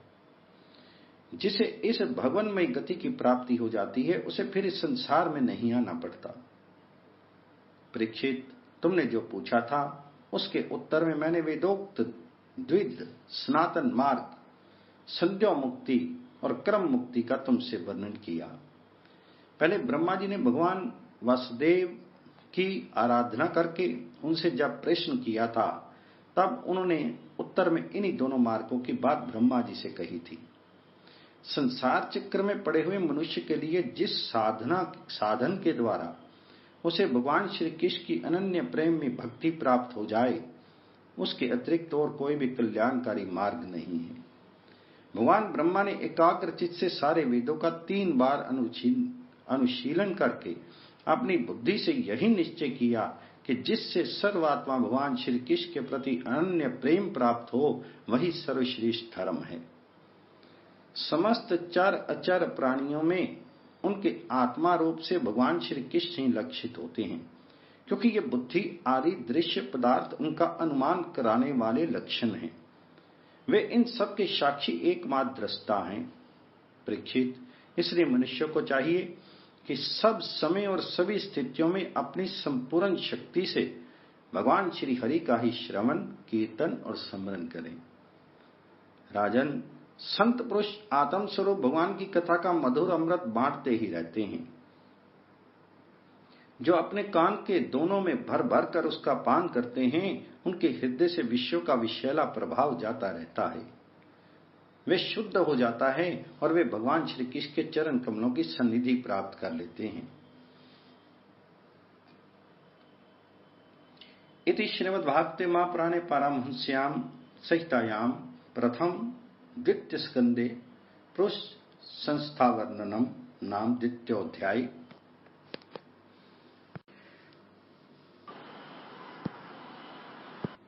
श्रीमद्भागवत पुराण तृतीयोध्याय में कामनाओं के अनुसार विभिन्न देवताओं की उपासना तथा भगवत भक्ति के प्राधान्य का निरूपण। श्री शुकदेव जी ने कहा, परीक्षित, तुमने मुझसे जो पूछा था कि मरते समय बुद्धिमान मनुष्य को क्या करना चाहिए, उसका उत्तर मैंने तुम्हें दे दिया। जो ब्रह्म तेज का इच्छुक हो वह बृहस्पति की, जिसे इंद्रियों की विशेष शक्ति की कामना हो वो इंद्र की, और जिसे संतान की लालसा हो वह प्रजापतियों की उपासना करे। जिसे लक्ष्मी चाहिए वह माया देवी की, जिसे तेज चाहिए वह अग्नि की, जिसे धन चाहिए वह वसुओं की, और जिस प्रभावशाली पुरुष को वीरता की चाह हो उसे रुद्रों की उपासना करनी चाहिए। जिसे बहुत अन्न प्राप्त करने की इच्छा हो वह अदिति का, जिसे स्वर्ग की कामना हो वह अदिति के पुत्र देवताओं का, जिसे राज्य की अभिलाषा हो वह विश्व देवों का, और जो प्रजा को अपने अनुकूल बनाने की इच्छा रखता हो उसे साध्य देवताओं की आराधना करना चाहिए। आयु की इच्छा से अश्विनी कुमारों का, पुष्टि की इच्छा से पृथ्वी का, प्रतिष्ठा की चाह हो तो लोक माता पृथ्वी और ध्यो आकाश का सेवन करना चाहिए। सौंदर्य की चाह से गंधर्वों की, पत्नी की प्राप्ति के लिए उर्वशी अप्सरा की, और सबका स्वामी बनने के लिए ब्रह्मा की आराधना करनी चाहिए। जिसे यश की इच्छा हो वह यज्ञ पुरुष की, जिसे खजाने की लालसा हो वो वरुण की, विद्या प्राप्त करने की आकांक्षा हो तो भगवान शंकर की, और पति पत्नी में परस्पर प्रेम बनाए रखने के लिए पार्वती जी की उपासना करनी चाहिए। धर्म उपार्जन के लिए विष्णु भगवान जी की, वंश परंपरा की रक्षा के लिए पितरों की, बाधाओं से बचने के लिए यक्षों की और बलवान होने के लिए मरुदगणों की आराधना करनी चाहिए। राज्य के लिए मनवंतरों के अधिपति देवों की, अभिचार के लिए निरति को, भोगों के लिए चंद्रमा को और निष्कामता प्राप्त करने के लिए परम पुरुष नारायण को भजना चाहिए। और जो बुद्धिमान पुरुष हैं वे चाहे निष्काम हों, समस्त कामनाओं से युक्त हों अथवा मोक्ष चाहते हों, उसे जो तीव्र भक्ति योग के द्वारा केवल पुरुषोत्तम भगवान की ही आराधना करनी चाहिए। जितने भी उपासक हैं उनका सबसे बड़ा हित इसी में है कि भगवान जी के प्रेमी भक्तों का संग करके भगवान में अविचल प्रेम प्राप्त कर लें। ऐसे पुरुषों के सत्संग में जो भगवान जी की लीला कथाएं होती हैं उनसे उस दुर्लभ ज्ञान की प्राप्ति होती है जिससे संसार सागर की त्रिगुणमयी तरंगमालाओं के थपेड़े शांत हो जाते हैं। हृदय शुद्ध होकर आनंद का अनुभव होने लगता है। इंद्रियों के विषयों में आसक्ति नहीं रहती। केवल्य मोक्ष का सर्वसम्मत मार्ग भक्ति योग प्राप्त हो जाता है। भगवान की ऐसी रसमय कथाओं का चस्का लग जाने पर भला कौन ऐसा है जो उसमें प्रेम नहीं करे। शौनक जी ने कहा, सूत जी, राजा परीक्षित ने सुखदेव की बात सुनकर उनसे क्या पूछा? वे तो सर्वज्ञ होने के साथ ही साथ मधुर वर्णन करने में भी बड़े निपुण थे। सूत जी, आप तो सब कुछ जानते हैं, हम लोग उनकी वह बातचीत बड़े प्रेम से सुनना चाहते हैं। आप कृपा करके अवश्य सुनाइए, क्योंकि संतों की सभा में ऐसी ही बातें होती हैं जिनका पर्यवसान भगवान की रसमय लीला कथा में ही होता है। पांडुनंदन महारथी राजा परीक्षित बड़े भगवत भक्त थे। बाल्यावस्था में खिलौनों से खेलते समय भी वे श्री कृष्ण लीला का ही रस लेते थे। भगवान में श्री शुकदेव जी भी जन्म से ही भगवत परायण हैं। ऐसे संतों के सत्संग में भगवान जी के मंगलमय गुणों की दिव्य चर्चा अवश्य ही हुई होगी। जिसका समय भगवान श्री कृष्ण के गुणों के गान अथवा श्रवण में व्यतीत हो रहा है, उसके अतिरिक्त सभी मनुष्यों की आयु व्यर्थ जा रही है। यह भगवान सूर्य प्रतिदिन अपने उदय और अस्त से उसकी आयु छीनते जा रहे हैं। क्या वृक्ष नहीं जीते? क्या लुहार की धोंकड़ी सांस नहीं लेती? गांव के अन्य पालतू पशु क्या मनुष्य पशु की तरह खाते पीते नहीं? जिसके कान में भगवान श्री कृष्ण की लीला कथा कभी नहीं पड़ी, वह नर पशु कुत्ते ग्राम सूकर ऊंट और गधे से भी क्या पीता है। सो जी, जो मनुष्य भगवान श्री कृष्ण की कथा कभी नहीं सुनता, उसके कान बिल के समान है। जो जीव भगवान जी की लीलाओं का गायन नहीं करती, वह मेंढक की जीभ के समान टर करने वाली है।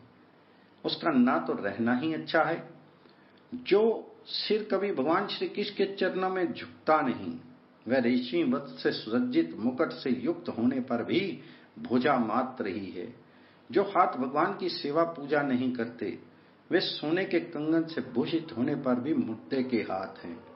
जो आंखें भगवान जी की याद दिलाने वाली मूर्ति, तीर्थ, नदी आदि का दर्शन नहीं करती, वे मोरों की पांख में बने हुए आंखों के चिन्ह के समान निरर्थक हैं। मनुष्यों के वे पैर चलने की शक्ति रखने पर भी ना चलने वाले पेड़ों जैसे ही हैं। जब भगवान जी की लीला स्थलियों की यात्रा नहीं करते, जिन मनुष्य ने भगवत प्रेमी संतों के चरणों की धूल कभी सिर पर नहीं चढ़ाई, वह जीता हुआ भी मुड़ता है। जिस मनुष्य ने भगवान जी के चरणों पर चढ़ी हुई तुलसी की सुगंध लेकर उसकी सराहना नहीं की, वह श्वास लेता हुआ भी श्वास रहित शव है।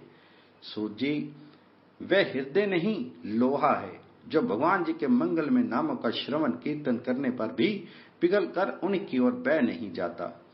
जिस समय हृदय पिघल जाता है, उस समय नेत्रों में आंसू छलकते लगते हैं और शीर का रोम रोम खिल उठता है। प्रिय सूत जी, आपकी वाणी हमारे हृदय को मधुरता से भर देती है।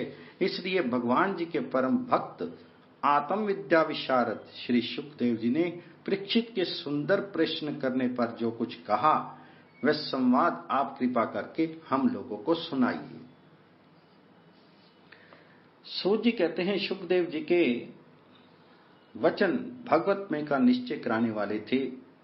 उत्तरानंदन राजा परीक्षित ने उन्हें सुनकर अपनी शुद्ध बुद्धि भगवान श्री कृष्ण के चरणों में अनन्य भाव से समर्पित कर दी। शीर, पत्नी, पुत्र, महल, पशु, धन, भाई, बंधु और निष्कंटक राज्य में नित्य के अभ्यास के कारण उनकी दृढ़ ममता हो गई थी। एक क्षण में ही उन्होंने उस ममता का त्याग कर दिया। शौनक आदि ऋषियों, महामनस्वी परीक्षित ने अपनी मृत्यु का निश्चित समय जान लिया था, इसलिए उन्होंने धर्म, अर्थ और काम से संबंध रखने वाले जितने भी कर्म थे उनका संन्यास कर दिया। इसके बाद भगवान श्री कृष्ण में सुदृढ़ आत्म भाव को प्राप्त होकर बड़ी श्रद्धा से भगवान श्री कृष्ण की महिमा सुनने के लिए उन्होंने श्री शुकदेव जी से यही प्रश्न किया जिसे आप लोग मुझसे पूछ रहे हैं। परीक्षित ने पूछा, भगवत स्वरूप मुनिवर, आप परम पवित्र और सर्वज्ञ हैं। आपने जो कुछ कहा है वह सत्य एवं उचित है। आप जो जो भगवान की कथा कहते जा रहे हैं त्यों त्यों मेरे अज्ञान का पर्दा फटता जा रहा है। मैं आपसे फिर भी यह जानना चाहता हूं कि भगवान अपनी माया से इस संसार की सृष्टि कैसे करते हैं। इस संसार की रचना तो इतनी रहस्यमयी है कि ब्रह्मा आदि समर्थ लोकपाल भी इसके समझने में भूल कर बैठते हैं। भगवान कैसे इस विश्व की रक्षा और फिर संहार करते हैं। अनंत शक्ति परमात्मा किन किन शक्तियों का आश्रय लेकर अपने आप को खिलौने बनाकर खेलते हैं। वे बच्चों के बनाए हुए घरौंदों की तरह ब्रह्मांडों को कैसे बनाते हैं और फिर किस प्रकार बात की बात में मिटा देते हैं। भगवान श्री हरि की लीलाएं बड़ी ही अद्भुत अचिंत्य हैं। इसमें संदेह नहीं कि बड़े बड़े विद्वानों के लिए भी उनकी लीला का रहस्य समझना अत्यंत कठिन प्रतीत होता है। भगवान तो अकेले ही हैं। वे बहुत से कर्म करने के लिए पुरुष रूप से प्रकृति के विभिन्न गुणों को एक साथ ही धारण करते हैं तथा अनेकों अवतार ग्रहण करके उन्हें क्रमशः धारण करते हैं। मुनिवर, आप वेद और ब्रह्म तत्व दोनों के पूर्ण मर्मज्ञ हैं, इसलिए मेरे इस संदेह का निवारण कीजिए। सूत जी कहते हैं, जब राजा परीक्षित ने भगवान के गुणों का वर्णन करने के लिए उनसे इस प्रकार प्रार्थना की, तब श्री शुकदेव जी ने भगवान श्री कृष्ण का बार बार स्मरण करके अपना प्रवचन प्रारंभ किया। श्री शुकदेव जी ने कहा, उन पुरुषोत्तम भगवान के चरण कमलों में मेरी कोटि कोटि प्रणाम है, जो संसार की उत्पत्ति, स्थिति और प्रलय की लीला करने के लिए सत्य, रज और तमो गुण रूप तीन शक्तियों को स्वीकार करके ब्रह्मा, विष्णु और शंकर का रूप धारण करते हैं, जो समस्त चर अचर प्राणियों के हृदय में अंतर्यामी रूप से विराजमान है, जिनका स्वरूप और उनकी उपलब्धि का मार्ग बुद्धि के विषय नहीं है, जो स्वयं अनंत हैं तथा जिनकी महिमा भी अनंत है। हम पुनः बार बार उनके चरणों में नमस्कार करते हैं, जो सत्पुरुष का दिख मिटाकर उन्हें अपने प्रेम का दान करते हैं, दुष्टों की संसारिक बढ़ती रोककर उन्हें मुक्ति देते हैं तथा जो लोग परमहंस आश्रम में स्थित हैं उन्हें उनकी भी अभीष्ट वस्तु का दान करते हैं, क्योंकि चर अचर समस्त प्राणी उन्हीं की मूर्ति है, इसलिए किसी से भी उनका पक्षपात नहीं है। जो बड़े ही भक्तवत्सल हैं और हठपूर्वक भक्तिहीन साधन करने वाले लोग, जिनकी छाया भी नहीं छू सकते, जिनके समान भी किसी का ऐश्वर्य नहीं है, फिर उससे अधिक तो हो ही कैसे सकता है। तथा ऐसे ऐश्वर्य से युक्त होकर जो निरंतर ब्रह्म स्वरूप अपने धाम में विहार करते रहते हैं, उन भगवान श्री कृष्ण को मैं बार बार नमस्कार करता हूं, जिनका कीर्तन, स्मरण, दर्शन, वंदन, श्रवण और पूजन जीवों के पापों को तत्काल नष्ट कर देता है। उन्हें पुण्य कीर्ति भगवान श्री कृष्ण को बार बार नमस्कार है। विवेकी पुरुष जिनके चरण कमलों की शरण लेकर अपने हृदय से इस लोक और परलोक की आसक्ति निकाल डालते हैं और बिना किसी परिश्रम के ही ब्रह्म पद को प्राप्त कर लेते हैं, उन मंगल में कीर्ति वाले भगवान श्री कृष्ण को अनेक बार नमस्कार है। बड़े बड़े तपस्वी, दानी, यशस्वी, मनस्वी, सदाचारी और मंत्रवेता जब तक अपनी साधनाओं को तथा अपने आप को उनके चरणों में समर्पित नहीं कर देते, तब तक उन्हें कल्याण की प्राप्ति नहीं होती। जिनके प्रति आत्म समर्पण की ऐसी महिमा है, उन कल्याण में कीर्ति वाले भगवान को बार बार नमस्कार है। किरात, हून, आंध्र, पुलिंद, पुलकस, अभीर, कंक, यमन और खस आदि नीच जातियां तथा दूसरे पापी जिनके शरणागत भक्तों की शरण ग्रहण करने से ही पवित्र हो जाते हैं, उन सर्वशक्तिमान भगवान जी को बार बार नमस्कार है। वे ही भगवान ज्ञानियों की आत्मा हैं, भक्तों के स्वामी हैं, कर्म कांडियों के लिए वेद मूर्ति हैं, धार्मिकों के लिए धर्म मूर्ति हैं तथा तपस्वियों के लिए तप स्वरूप हैं। ब्रह्मा, शंकर आदि बड़े बड़े देवता भी अपने शुद्ध हृदय से उसके स्वरूप का चिंतन करते और आश्चर्य चकित होकर देखते रहते हैं, वे मुझ पर अपने अनुग्रह की प्रसाद की वर्षा करें। जो समस्त संपत्तियों की स्वामिनी लक्ष्मी देवी के पति हैं, समस्त यज्ञों के भोक्ता एवं फलदाता हैं, प्रजा के रक्षक हैं, सबके अंतर्यामी हैं और समस्त लोगों के पालन करता हैं तथा पृथ्वी देवी के स्वामी हैं, जिन्होंने यदुवंश में प्रकट होकर अंधक, वृष्णि एवं यदुवंश के लोगों की रक्षा की है तथा जो उन लोगों के एकमात्र आश्रय रहे हैं, वे भक्तवत्सल संत जनों के सर्वत्र श्री कृष्ण मुझ पर प्रसन्न हो। विद्वान पुरुष जिनके चरण कमलों के चिंतन रूप समाधि से शुद्ध हुई बुद्धि के द्वारा आत्म तत्व का साक्षात्कार करते हैं तथा उनके दर्शन के अनंतर अपनी अपनी मति और रुचि के अनुसार जिनके स्वरूप का वर्णन करते रहते हैं, वे प्रेम और मुक्ति के लुटाने वाले भगवान श्री कृष्ण मुझ पर प्रसन्न हों।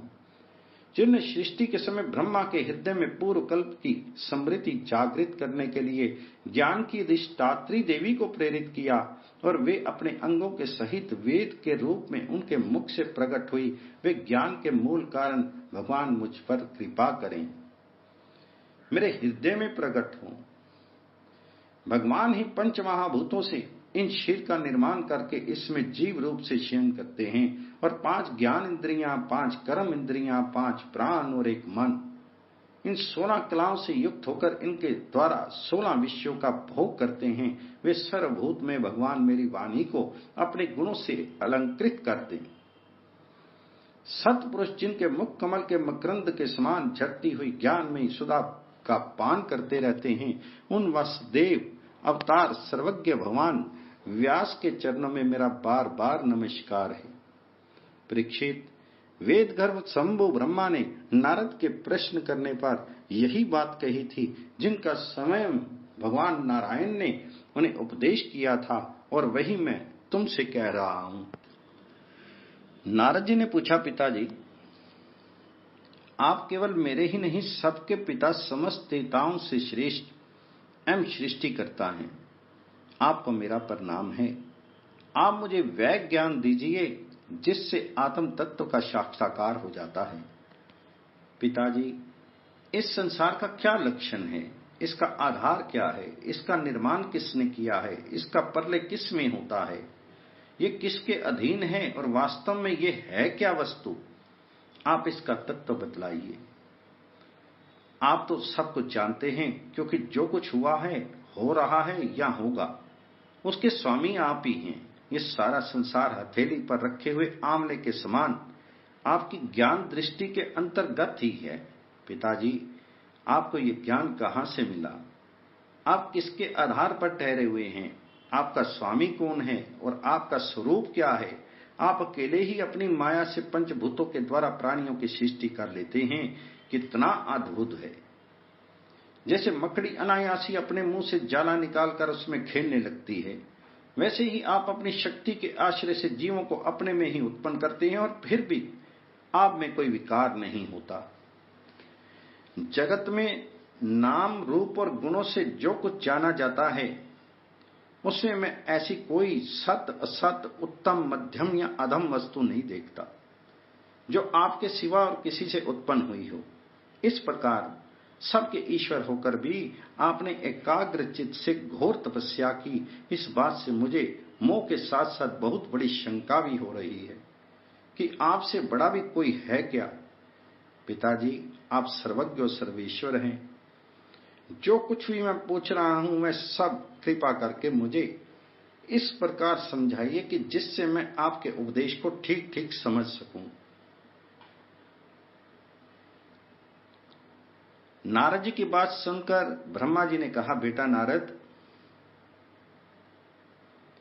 तुमने जीवों के प्रति करुणा के भाव से भरकर यह बहुत ही सुंदर प्रश्न किया है, क्योंकि इससे भगवान जी के गुणों का वर्णन करने की प्रेरणा मुझे प्राप्त हुई है। तुमने मेरे विषय में जो कुछ कहा है, तुम्हारा यह कथन भी असत्य नहीं है, क्योंकि जब तक मुझसे परे का तत्व जो स्वयं भगवान ही है जान नहीं लिया जाता, तब तक मेरा ऐसा ही प्रभाव प्रतीत होता है।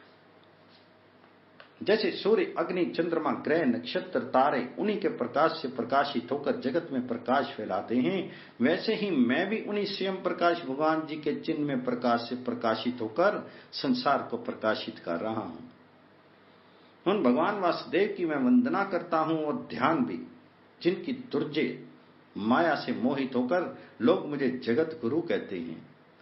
ये माया तो उनकी आंखों के सामने ठहरती ही नहीं, झेप कर दूर से ही भाग जाती है, परंतु संसार के अज्ञानी जन उससे मोहित होकर ये मैं हूं, ये मेरा है, इस प्रकार बकते रहते हैं।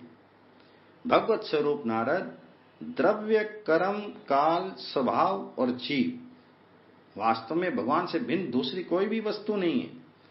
वेद नारायण के परायण हैं, देवता भी नारायण के ही अंगों में कल्पित हैं और समस्त यज्ञ भी नारायण की प्रसन्नता के लिए ही हैं, तथा उनसे जिन लोगों की प्राप्ति होती है वे भी नारायण में ही कल्पित हैं। सब प्रकार की योग भी नारायण की प्राप्ति के ही हेतु हैं। सारी तपस्याएं नारायण की ही ओर ले जाने वाली हैं। ज्ञान के द्वारा भी नारायण ही जाने जाते हैं। समस्त साध्य और साधनों का पर्यवसान भगवान नारायण में ही है। वे दृष्टा होने पर भी ईश्वर हैं, स्वामी हैं, निर्विकार होने पर भी सर्वरूप हैं। उन्होंने ही मुझे बनाया है और उनकी दृष्टि से ही प्रेरित होकर मैं उनकी इच्छा अनुसार सृष्टि रचना करता हूं। भगवान माया के गुणों से रहित एवं अनंत हैं। सृष्टि, स्थिति और प्रलय के लिए रजोगुण, सतोगुण और तमोगुण, ये तीन गुण माया के द्वारा उनमें स्वीकार किए गए हैं। ये ही तीनों गुण द्रव्य, ज्ञान और क्रिया का आश्रय लेकर मायातीत नित्य मुक्त पुरुष को चाहिए। माया में स्थित होने पर कार्य, कारण और कर्तापन के अभिमान से बांध लेते हैं। इंद्रियातीत भगवान गुणों के इन तीन आवरणों से अपने स्वरूप को बड़ी भांति ढक लेते हैं, इसलिए लोग उनको नहीं जान पाते। सारे संसार के और मेरे भी एकमात्र स्वामी वे ही हैं। मायापति भगवान ने एक से बहुत होने की इच्छा होने पर अपनी माया से अपने स्वरूप में स्वयं प्राप्त काल, कर्म और स्वभाव को स्वीकार कर लिया।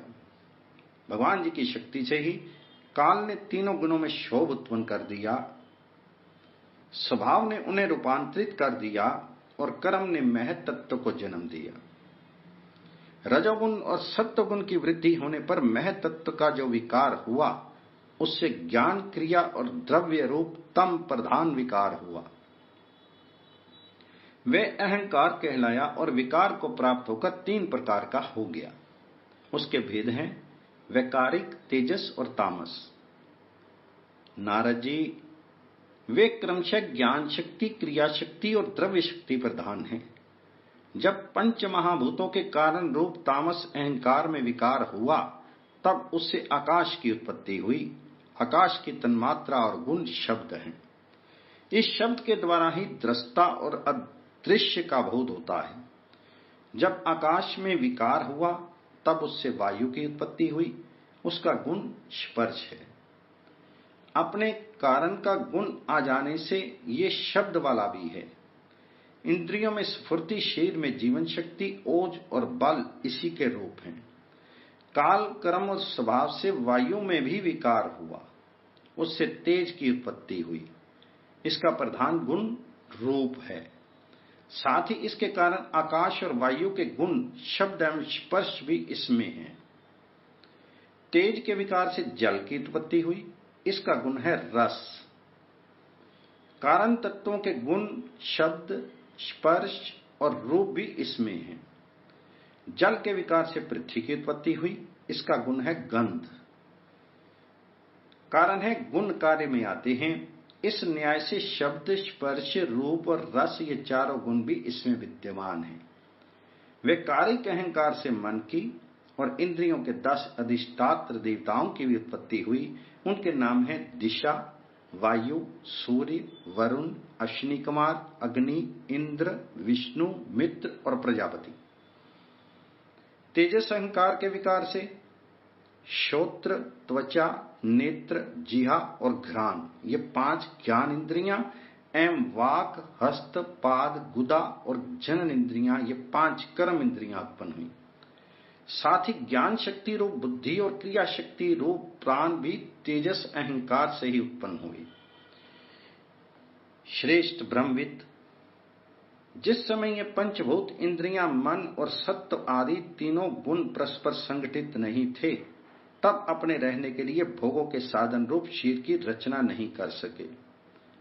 जब भगवान जी ने इन्हें अपनी शक्ति से प्रेरित किया, तब वे तत्व परस्पर एक दूसरे के साथ मिल गए और उन्होंने आपस में कार्य कारण भाव स्वीकार करके व्यष्टि समष्टि रूप पिंड और ब्रह्मांड दोनों की रचना की।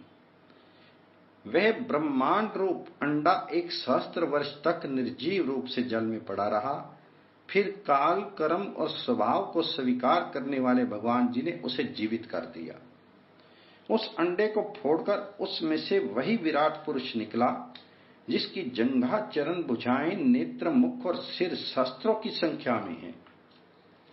विद्वान पुरुष उपासना के लिए उसी के अंगों में समस्त लोक और उनमें रहने वाली वस्तुओं की कल्पना करते हैं।